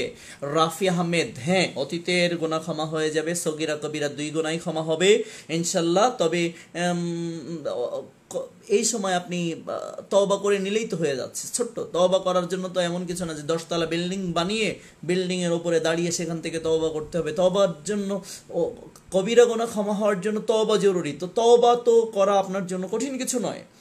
তাহলে আপনি যখন এই হাদিসটা আপনার কাছে পৌঁছেছে যে মানসামা রমাদানান ঈমানান ওয়া ইহতিসাবান গুফিরা লাহু মা তাকাদ্দামা মিন জামবি, যখন আল্লাহর কাছে সিয়াম রাখবে ঈমান সহকারে সওয়াব লাভের আশায়, তার অতীতের গুনাহকে সব গুনাহ ক্ষমা করে দেওয়া হবে। মূলত সগীরা গুনাহকে বোঝানো হয়েছে, কিন্তু এই সিয়ামের ওসিলায় আপনি তো তওবা করে নিয়ে সগীরা কবিরা সব গুনাহ ক্ষমা করে নিতেই পারেন। কারণ কবিরা গুনাহ হোক সগীরা গুনাহ হোক সব তো ক্ষমার অপশন রয়েছে। তাহলে আপনি কেন এদিকে যাচ্ছেন? আরাবুল ইসলাম, যদি কোনো স্বামী তার স্ত্রীকে একসাথে 3 তালাক প্রদান করে এবং 3 মাস পার হয়ে যায়, ওই মেয়ের অন্য কোথাও বিবাহ না হয়, তাহলে পূর্বের স্বামী কি তাকে আবার বিবাহ করতে পারবে? একসাথে যে 3 তালাক দিয়েছে ও স্বামী না, ও হলো একটা ইতর টাইপের লোক। এই ইতরটার ব্যাপারে আমাদের কোনো কথা নেই, কারণ ইসলাম ইতরামির ধর্ম না। একসাথে 3 তালাক ইতররা দিবে আর ইতররাই মেনে নিবে 3 তালাকের বিধানকে। আমি এই বিষয়ে কথাই বলতে চাই না, কারণ 3 তালাকের কোনো বিধান ইসলামে নেই। যারা ইতরামি করে তাদের সাথে ইসলামের কোনো সম্পর্ক নেই। তো যাই হোক, প্রশ্ন যেহেতু করেছেন, উত্তরে একটাই কথা বলবো যে তালাক 3 পবিত্র অবস্থায় 3 বার দিতে হবে, এর নাম তালাক। ওগুলো তালাক না, ওগুলো নোংরামি। ওগুলো আপনারা কি করবেন না করবেন যা ইচ্ছা তা করুন গিয়ে। ইসলাম ফাজলামির কোনো ধর্ম নয়। একটু রাগ করেই বললাম, কত কষ্ট হয় এজন্য। আল্লাহ আপনাকে বলেছেন 3 পবিত্র অবস্থায় 3 বার, রাসূল সাল্লাল্লাহু আলাইহি ওয়াসাল্লাম আপনাকে বলেছেন 3 পবিত্র অবস্থায় 3 বার তালাক দিবেন। আপনি এক মানে ব্যক্তিগতভাবে 3 তালাক এক বৈঠকে দেওয়ার এই দুঃসাহস আপনাকে কে দিয়েছে? যাই হোক, আসরের সালাত প্রচলিত আজানের পূর্বে আওয়াল ওক্তে আদায় করব, পূর্বে না আওয়াল ওক্তে আদায় করব? জি না, প্রচলিত আজানের সময় আসরের সালাত পড়লে আসরের ওক্তটা মেরে যায়। সঙ্গত কারণে বুখারীর 5970 নম্বর হাদিস এসেছে, আব্দুল ইবনে মাসউদ রাসূল সাল্লাল্লাহু আলাইহি ওয়াসাল্লামের কাছে প্রশ্ন করেছিলেন, আইয়ুন আমালি আহাব্বু ইলাল্লাহ, আল্লাহর কাছে সবচেয়ে প্রিয় আমল কোনটা? রাসূল সাল্লাল্লাহু আলাইহি ওয়াসাল্লাম জবাব বলেছিলেন, আসসালাতু আলা ওয়াক্তিহা, আওয়াল ওয়াক্ত সালাত আদায় করা। আর সূরা নিসা 4 নম্বর সূরার 103 নম্বর আয়াতে আল্লাহ তাআলা বলেছেন, ইন্নাস সালাতি কানাত আলাল মুমিনিনা কিতাবাম মাওকুতা, নিশ্চয়ই নির্ধারিত ওয়াক্ত সালাত আদায় মুমিনদের জন্য ফরজ করা হয়েছে। আশা করি উত্তর পেয়েছেন জনাব সাইফুল ইসলাম। গ্যালাক্সি কম্পিউটার, মানুষের নাম গ্যালাক্সি কম্পিউটার হতে পারে নাকি? যাইগে, আসসালামু আলাইকুম। করোনা ভাইরাস আক্রান্ত হয়ে মৃত্যুবরণের ফলে জানাজা এবং কবর দেওয়ার জন্য যদি কাউকে পাওয়া না যায়, সেক্ষেত্রে করণীয় কি? যে আমাদের দেশে কয়েকটা ফতোয়া জানা জরুরি। কবর দেওয়ার পরেও কিন্তু জানাজা পড়া যায়। করোনা ভাইরাসে যদি ভাইরাস ছড়ানোর মানে থাকে, তাহলে কবরের ওপরে জানাজা রাসূল সাল্লাল্লাহু আলাইহি ওয়াসাল্লাম পড়েছেন। মিশকাতুল মাসাবি 313 নম্বর পৃষ্ঠার 8 নম্বর লাইনে হাদিস বর্ণিত হয়েছে। সঙ্গত কারণে কবর দেওয়ার পরে জানাজা পড়ুন, সবচেয়ে উত্তম বলে আমার কাছে এটা মনে হয়। 2, আপনি জানাজা যদি কেউ দেয়নি এটা এরকম যদি আশঙ্কা হয়, আপনি গায়েবানা জানাজা পড়ুন, দূর থেকে জানাজা পড়ুন, এটাও আপনার জন্য জায়েজ রয়েছে। রাসূল সাল্লাল্লাহু আলাইহি ওয়াসাল্লাম এটা পড়েছেন। এই 2টা পদ্ধতি আপনাদের জন্য করার সুযোগ রয়েছে। এক হচ্ছে কবরের ওপর জানাজা, মাটি দেওয়া হয়ে গেলে তো আর কোনো সমস্যা নেই, জানাজা পড়তে পারেন। 2, দূর থেকে জানাজা পড়তে পারেন, যেটাকে গায়েবানা জানাজা নামে পরিচিত, দূর থেকে। ইকবাল হোসেন, জি ইকবাল বলেছেন যে জাযাকাল্লাহ খায়ের, অনেক সুন্দর আলোচনা করার জন্য। সুন্দর অসুন্দর বুঝি না, আল্লাহর জন্য কিছু কথা বলছি, আল্লাহর বান্দাদের জন্য। নামাজ আদায় করার সময় অনেকে সামনে লাঠি দিয়ে চলে যায়, এটা কি শরীয়ত সম্মত? লোকে লাঠি দিবে কেন? আপনার লাঠি আপনি দিবেন কেমন? সূত্রা আপনার জন্য জরুরি, আপনি আপনার সূত্র দিবেন, একজনের কাজ আর একজন করবে না। মোহাম্মদ আব্দুল ওয়ারেস, আসসালামু আলাইকুম রহমতুল্লাহ। মহতরম কেমন আছেন? জি ওয়ারেস, ভালো আছি। আব্দুল ওয়ারেস, ভালো আছি আলহামদুলিল্লাহ। এসো আল্লাহর ইসলামের পথে, খুব ভালো কথা।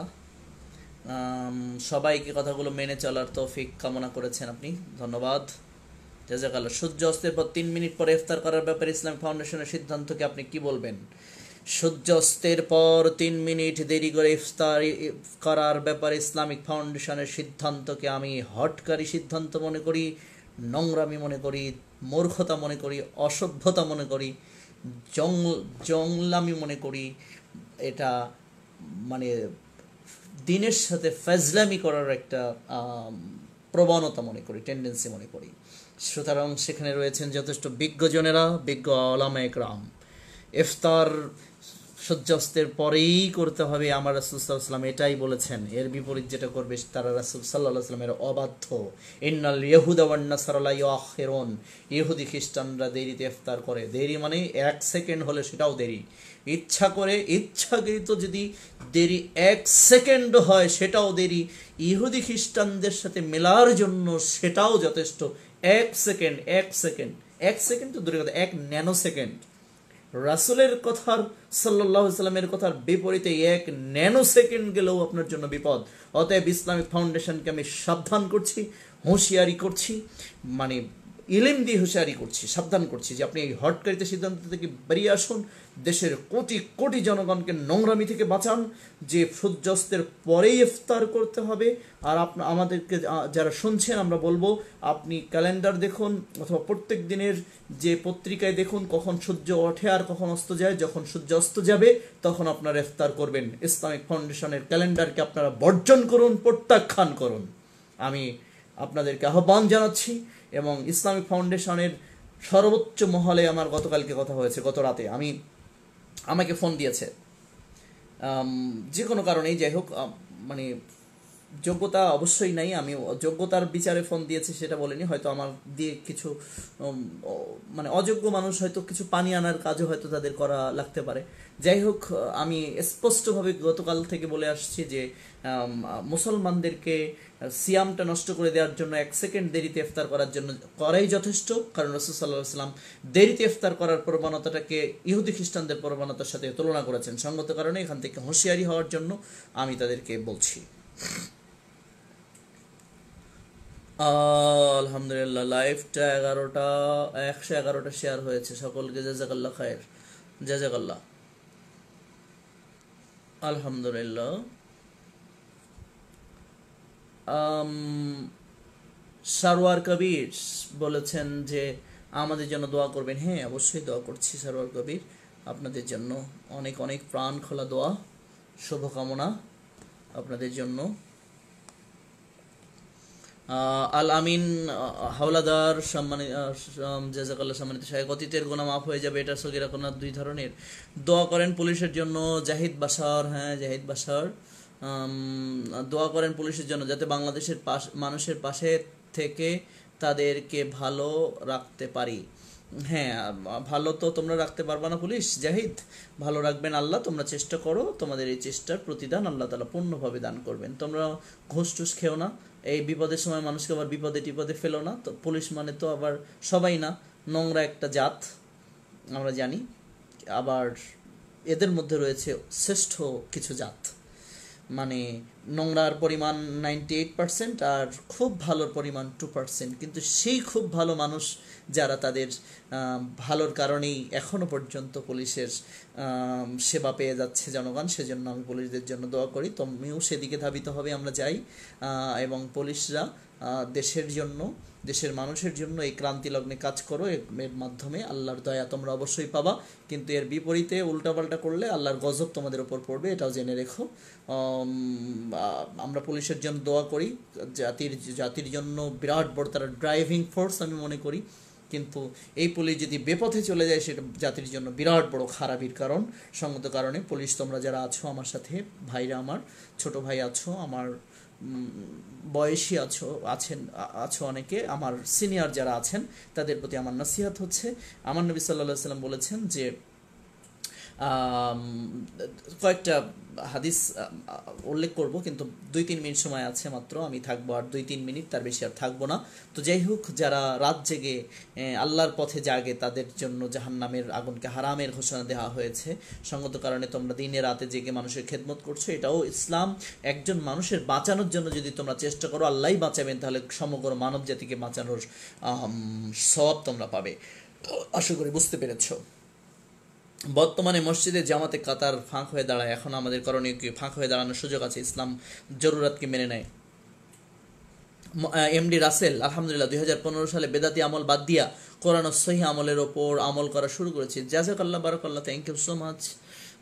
এমডি রাসেল, আল্লাহ আপনাকে দয়া করুন। মসজিদে কি তারাবির নামাজ হবে একটু বলবেন? মসজিদে তারাবির সালাত এই অবস্থায় কেন হবে? আমি নিরুৎসাহিত করছি, বাসায় পড়বা সবাই। এমডি পারভেজ হোসাইন জয়, জাজাকাল্লাহ খায়ের, জাজাকাল্লাহ আপনাকে, আল্লাহ ওয়ান্তুম ফি জাজাকাল্লাহ খায়ের।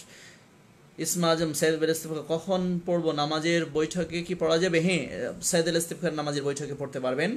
আন্তারা ঘাসান রাইসা, জি পড়তে পারবেন ইনশাআল্লাহ। আমি ভারতের মুর্শিদাবাদ থেকে দেখছি। আরিফুল বাদশা, দূর থেকে দেখছেন। আল্লাহ দয়া কামনা করছি আপনার জন্য। প্রবাসে যারা আছেন আমার ভাইয়েরা, আল্লাহ যেন আপনাদেরকে এই বিপদ মুক্ত রাখেন, করোনা মুক্ত রাখেন, হেফাজতে রাখেন, নিরাপদে রাখেন, আমিন আল্লাহ আমিন। ওকে চট্টি মামা, হ্যাঁ জাকির হোসেন, আরাফাত হোসেন, ও জাগে।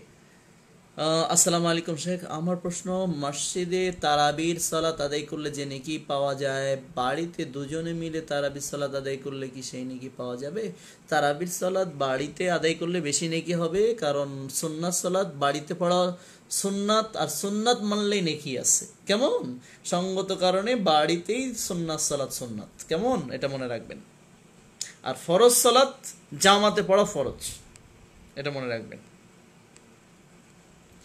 আমি যখন একাকী মোনাজাত করব সেটা কিভাবে শুরু করব?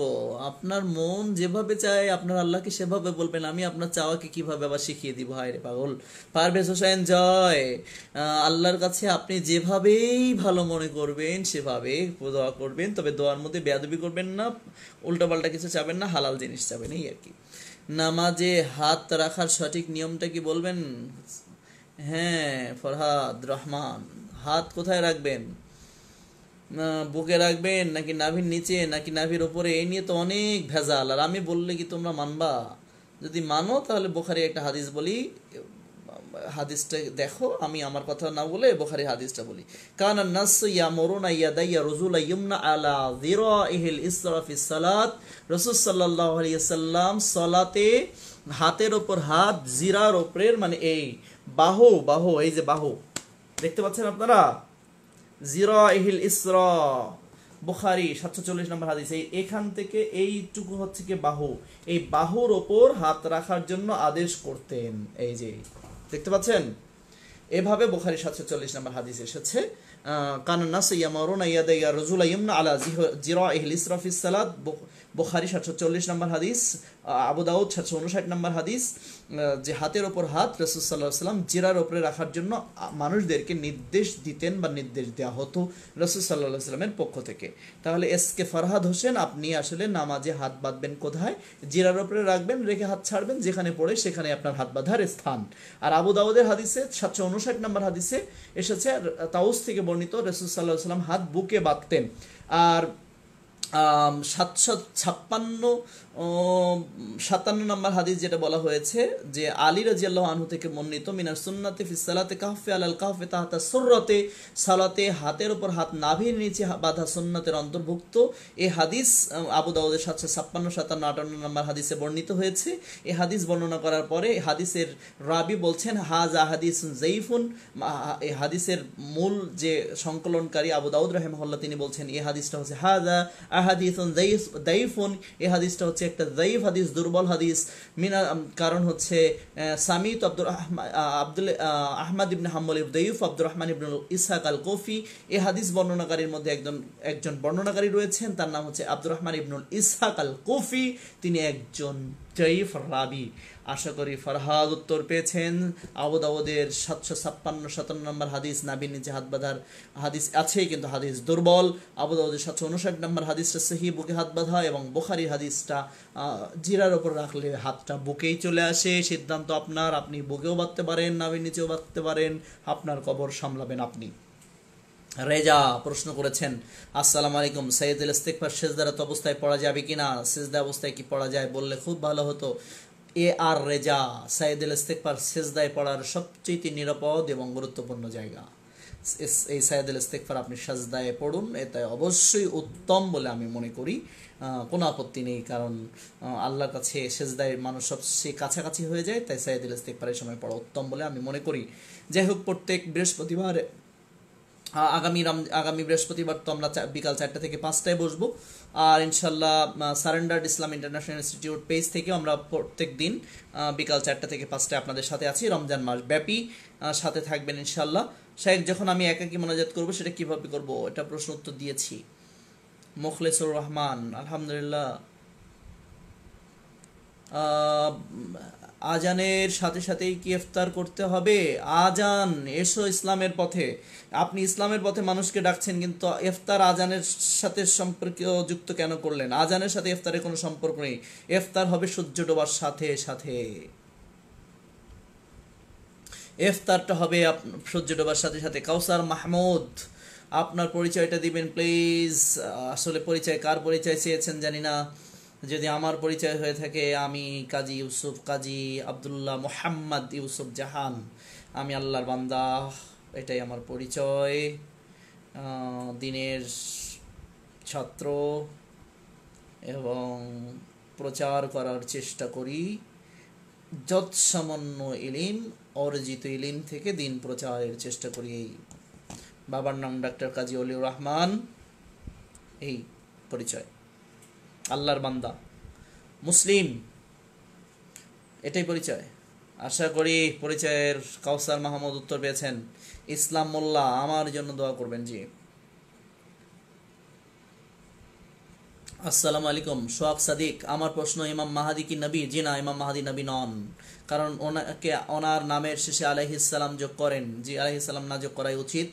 ইমাম মাহাদি নবী নন। ইমাম মাহাদি আল্লাহর একজন, মাহাদি মানে হেদায়েত প্রাপ্ত, আল্লাহর হেদায়েত প্রাপ্ত একজন গোলাম। রাসূল সাল্লাল্লাহু আলাইহি ওয়াসাল্লাম উম্মত। রাসূল সাল্লাল্লাহু আলাইহি ওয়াসাল্লাম বলেছেন, মাহাদি মিন আহলে বাইতি, মাহাদি হবে আমার আহলে বাইত, আমার পরিবারের একজন। আল্লাহ তাআলা তাকে রাতারাত্রি যজ্ঞ করে দিবেন এবং মাহাদি আসবেন। রাসূল সাল্লাল্লাহু আলাইহি ওয়াসাল্লাম, তার নাম হবে রাসূল সাল্লাল্লাহু আলাইহি ওয়াসাল্লামের নামের নাম, এবং মাহাদি হবে তার মানে উপনাম আর কি। আর মাহাদি কোনো নবী নন। উত্তর জানালে উপকৃত হব। জি, উত্তর পেয়েছেন আশা করি। এমডি পারভেজ হোসেন জয়, শেখ, যদি আমার বাসা থেকে অজু করে মসজিদে নামাজের জন্য যাই, সেক্ষেত্রে বাথরুমে বিসমিল্লাহ বলে অজু করা যাবে কিনা? কেউ বলে বাথরুম তো অপবিত্র, সেখানে বিসমিল্লাহ বলা যাবে না, একটু জানাবেন। খুবই গুরুত্বপূর্ণ একটা প্রশ্ন। আসলে অনেক রাত হয়ে গেছে, আপনাদেরকে ঘুমাতে হবে, আমারও ঘুমাতে হবে। যা হোক, সংক্ষেপ উত্তর করব। বাথরুম আপনারা চেষ্টা করুন বাথরুমকে অজুর জায়গা থেকে আলাদা করতে, সবচেয়ে উত্তম এটা। আর ঢাকা শহর বা শহরগুলোর জন্য সেটা খুবই বিপদ। এটা অমুসলিমদের সিস্টেমে আমরা চলছি। আসলে আমরা ছোটোবেলা থেকে দেখে আসছি, আমাদের টয়লেটগুলো থাকতো আলাদা, আমাদের অজু গোসলখানা থাকতো আলাদা, কিন্তু এটা একসাথে হয়ে গেছে। এটা আমাদের একটা বিড়ম্বনা। তবে যখন টয়লেটের নির্ধারিত জায়গায় বলবেন তখন বিসমিল্লাহ বলবেন না, কিন্তু টয়লেটে একটু জোরে সরে মনে মনে বিসমিল্লাহ বলে অজু করবেন, যদি একান্তই উপায় না হয়। তবে চেষ্টা করবেন অজুর জায়গা আলাদা করতে, প্রয়োজনে বাইরে অজু করতে, টয়লেটে অজু না করা উত্তম। আর যদি একান্তই করতে হয়, মনে মনে বিসমিল্লাহ বলবেন, মুখে উচ্চারণ টয়লেটের ভিতরে করবেন না, মনে মনে বলা যাবে ইনশাআল্লাহ, কোনো অসুবিধা নেই। শেখ, আমার জন্য দোয়া করবেন। জি কাকা, নামাজে হাত বাঁধার সঠিক নিয়ম, এসকে ফারাত, সঠিক নিয়ম বেঠিক নিয়ম বুঝি না, হাদিস বলেছি, আপনি আশা করি উত্তর পেয়েছেন। আপনি প্রতি সপ্তাহে লাইভ আসার চেষ্টা করবেন, আমরা অনেকগুলো বিষয় জানতে পারবো। আহমেদ শিমু, জি চেষ্টা করবো ইনশাল্লাহ। আমার সময়ের বরকতের জন্য আল্লাহর কাছে দোয়া করবেন। কেমন? আলহামদুলিল্লাহ, আমাদের জন্য দোয়া করবেন। মুখলেসুর রহমান, হ্যাঁ আত্মার মানুষ আমার। মুখলেসুর রহমান, কেমন আছেন আপনি? ভালো আছেন? আছেন বোধহয়, শুনছেন। যাই হোক, রুস্তম আলী, হ্যাঁ রুস্তম, প্রিয় রুস্তম আমার, কেমন আছো? আসসালামু আলাইকুম, কেমন আছো? হ্যাঁ ভালো আছি। আমার প্রশ্ন, যদি আওয়াল ওক্তে আজান না দেয়, তাহলে কি নামাজ পড়ার আগে আজান দিতে হবে কি না? হ্যাঁ, আজান দিয়ে নামাজ পড়বেন, আজান দিয়ে সালাত পড়বেন। কেমন? আওয়াল ওক্তে যদি আজান না দেয়, তাহলে আপনি আজান দিয়ে সালাত আদায় করবেন। রাসূল সাল্লাল্লাহু আলাইহি ওয়াসাল্লাম বলেছেন, ওই রাখালের উপর আল্লাহ তাআলা বেশি খুশি হন যে পাহাড়ে বা পাহাড়ের পাদদেশে বকরি চড়ায়, কিন্তু আজানের সময় হয়ে গেলে, সালাতের সময় হয়ে গেলে আজান দিয়ে সালাত আদায় করে, তার উপর আল্লাহ বেশি খুশি হন। এর জন্য এটা আপনি করবেন। একজন বেদাতি এই দলিল দিয়েছে, হাদিসটা কি সহিহ? মুসান্নাফ ইবনে শাইবা থেকে বর্ণিত, রাসূল সাল্লাল্লাহু আলাইহি ওয়াসাল্লাম বেতের রমজান ছাড়া বেতের ছাড়া আরও 20 রাকাত তারাবি পড়তেন। হযরত জাবের আব্দুল্লাহ বলেন, রাসূল সাল্লাল্লাহু আলাইহি ওয়াসাল্লাম তাশরিফ আনলেন এবং 24 রাকাত তথা ফরজ তারাবি 3 রাকাত বেতের পড়েছেন। এক কথা এগুলোর যায়িফ হাদিস, এক কথায় রাসূল সাল্লাল্লাহু আলাইহি ওয়াসাল্লাম রমজান এবং রমজানের বাইরে 11 রাকাতের বেশি নফল সালাত বাড়াতেন না, একটাই সিদ্ধান্ত। স্বামী স্ত্রীর বাসায় জামাত করতে পারবে? অবশ্যই পারবে ইনশাআল্লাহ, তবে স্বামী সামনে স্ত্রী পিছনে দাঁড়াবে। কেমন? আসসালামু আলাইকুম ভাই, অনেক ভালো লাগছে, আমি শুনছি, আপনি শুনছেন বলেই আমার ভালো লাগছে। এসো ইসলামের পথে। শেখ, আমি আর একটা প্রশ্ন করি, আপনার প্রশ্ন বেশি হয়ে গেছে কিন্তু একজনে দুইটা প্রশ্ন বেশি করবেন না, অনেকে মানুষ আছেন তো, রাত 11টা বেজে গেছে, আমি দীর্ঘক্ষণ আছি, যেতে হবে আমাকে। সলাতে আত্তাহিয়াতু দরুদ দরুদ শরীফ পড়ে দোয়া মাসুরার পর কি যাবে? অনেকে বলে দোয়া মাসুরা পড়া নাকি বেদাত। আহুর পাগল, দোয়া মাসুরা পড়া আবার বেদাত হবে কেন? দোয়া মাসুরা তো পড়তেই হবে। জাযাকাল্লাহ খাইরান। তবে দোয়া মাসুরার নামে যে সমস্ত বেদাতি দোয়া সেগুলো পড়া বেদাত হতে পারে, এটা ঠিক আছে।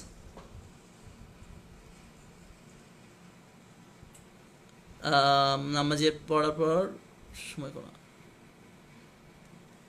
মোদি আহমেদ শিপু, নামাজের মধ্যে পড়ার সময় কি যেন বললেন? নামাজের মধ্যে পড়ার সময় কোনো আয়াত ভুলে গেলে অন্য সূরা পড়া যাবে কি? জি যাবে, কোনো অসুবিধা নেই। আসসালামু আলাইকুম, কেমন আছেন? মোহাম্মদ মিজান রহমান, জি আলহামদুলিল্লাহ ভালো আছি। এমনি পারভেজ হুসাইন জয়, জাযাকাল্লাহ শেখ, জি জাযাকাল্লাহ আপনাকেও। ওয়াইয়াকুম। প্রতি সপ্তাহে নয় প্রতিদিন লাইভে আসার চেষ্টা করুন, বিশেষ রমজান মাসে। আমানুল্লাহ লিটু, সাথে থাকুন, চেষ্টা করবো ইনশাআল্লাহ। দোয়া করবেন আমার জন্য, আল্লাহ যেন সুস্থ রাখেন, আপনাদেরকে সহি দিনের দাওয়াত আমি যেন পৌঁছে দিতে পারি। এই দোয়া আপনাদের কাছে, আপনাদের জন্য করে আল্লাহর কাছে দোয়া করছি, আল্লাহ যেন এই বিপর্যয় মুহূর্তে আমার দেশকে রহম করেন, আল্লাহ বিশ্বের মুসলিমদেরকে যেন হেফাজত করেন। আমি একাকী আল্লাহর কাছে হাত তুলে দোয়া করছি, এটা এ সময় আপনারা সম্মিলিতভাবে করা জরুরি নয়। তো আল্লাহ যেন হেফাজত করুন, আমার দেশকে রহম করুন, করোনা মুক্ত করুন, করোনাকে উঠিয়ে নিন। আল্লাহ আমাদের বলার পালা শেষ, মানার পালা শুরু। রমজান মাস আমাদের জন্য কল্যাণ বরকত মণ্ডিত করে দেন, বিপদ থেকে আমাদেরকে হেফাজত করেন, রহম করেন, দয়া করেন, আমাদেরকে ক্ষমা করে দেন। এই রমজানটা আমাদের একেবারে পরিপূর্ণভাবে পালন করার চেষ্টা করুন, পরিপূর্ণ ভালো মানুষ হওয়ার আমাদের তৌফিক দান করুন। এই রমজানটা যেন আপনার সর্বোচ্চ সন্তুষ্টি আমরা অর্জন করতে পারি। সিয়াম, কিয়াম, ইফতার, সাহারি, দান, সাদাকা, জিকির, আজকার, তেলাওয়াতের মাধ্যমে আমাদের রমজানকে যেন আমরা সাজাতে পারি, গোছাতে পারি। এই রমজানটা যেন আমাদের নাজাতের ওসিলা হয়ে যায়। আল্লাহ যেহেতু আমরা রমজান পেয়ে গেছি আলহামদুলিল্লাহ, আমরা যেন এই রমজানটা যথাযথভাবে পালন করতে পারি একটা মাস। এই তৌফিক আপনার কাছে চাচ্ছি আল্লাহ। আমাদের এই বিপর্যয়কর পরিস্থিতি চলছে, এখান থেকে আপনি আমাদেরকে হেফাজত করুন, রহম করুন। সকলের, আমার সাথে আজকে যারা ছিলেন, আল্লাহ তাআলা আপনি তাদের সবাইকে রহম করুন, সকলকে দয়া করুন এবং সকলের গুনাহগুলোকে, আমাদের গুনাহগুলোকে ক্ষমা করে দিন। আমাদের বিপদ মুহূর্তে আপনি আমাদেরকে দয়া করুন, রহম করুন, করোনা থেকে মুক্ত করুন, দয়া করুন, সাহায্য করুন। প্রিয় দিনী ভাই বোনেরা, আগামী দিন থেকে আমরা ইনশাল্লাহ বিকাল 4টা থেকে 5টায়, আগামী দিন অথবা পরশু অথবা তারপর দিন যে কোনো একদিন থেকে ইনশাআল্লাহ তাআলা আমরা বিকাল 4টা থেকে 5টায় আপনাদের সাথে থাকার চেষ্টা করব। আর যেহেতু রমজান মাস, রাতে আমরা আর আসবো না, কারণ অনেকে প্রথম রাতে তারাবি পড়বেন। তো প্রথম রাতে যেহেতু যারা তারাবি পড়বেন, সঙ্গত কারণে আমরা আগামী দিন থেকে আর ইনশাআল্লাহ তাআলা রাত 9টা থেকে 10টা লাইভ বন্ধ করে আমরা বিকাল 4টা থেকে 5টায় ইনশাআল্লাহ লাইভ করব। প্রশ্ন উত্তরে থাকবো, বিষয়ভিত্তিক বিভিন্ন আলোচনায় থাকবো ইনশাআল্লাহ তাআলা। যারা সাথে ছিলেন, এখনও আছেন, সকলকে মোবারকবাদ জানাচ্ছি, ধন্যবাদ জানাচ্ছি, জানিয়ে আজকের লাইভ প্রোগ্রাম এখানে শেষ করছি। আপনাদের জন্য দয়া, রহমত ও আল্লাহর সাহায্য কামনা করছি। যে যেখানে আছেন দেশ ও প্রবাস থেকে সকলকে আল্লাহর হেফাজতে দিচ্ছি। আল্লাহ যেন আপনাদেরকে হেফাজতে রাখেন, আপনাদেরকে নিরাপদে রাখেন, আপনাদেরকে যেন অভাব মুক্ত রাখেন, আপনাদেরকে যেন আল্লাহ যে যেখানে আছেন কল্যাণকর কাজগুলো যেন আল্লাহ আপনাদেরকে সহজ করে দেন। আমিন, আল্লাহুম্মা আমিন। চলুন আমার সাথে মাজলিস শেষের দোয়াটা পড়ে নেন। সুবহানাকাল্লাহুম্মা বিহামদিকা আশহাদু আল্লা ইলাহা ইল্লা আনতা আস্তাগফিরুকা ওয়া আতুবু ইলাইক। আসসালামু আলাইকুম ওয়া রাহমাতুল্লাহি ওয়া বারাকাতুহু।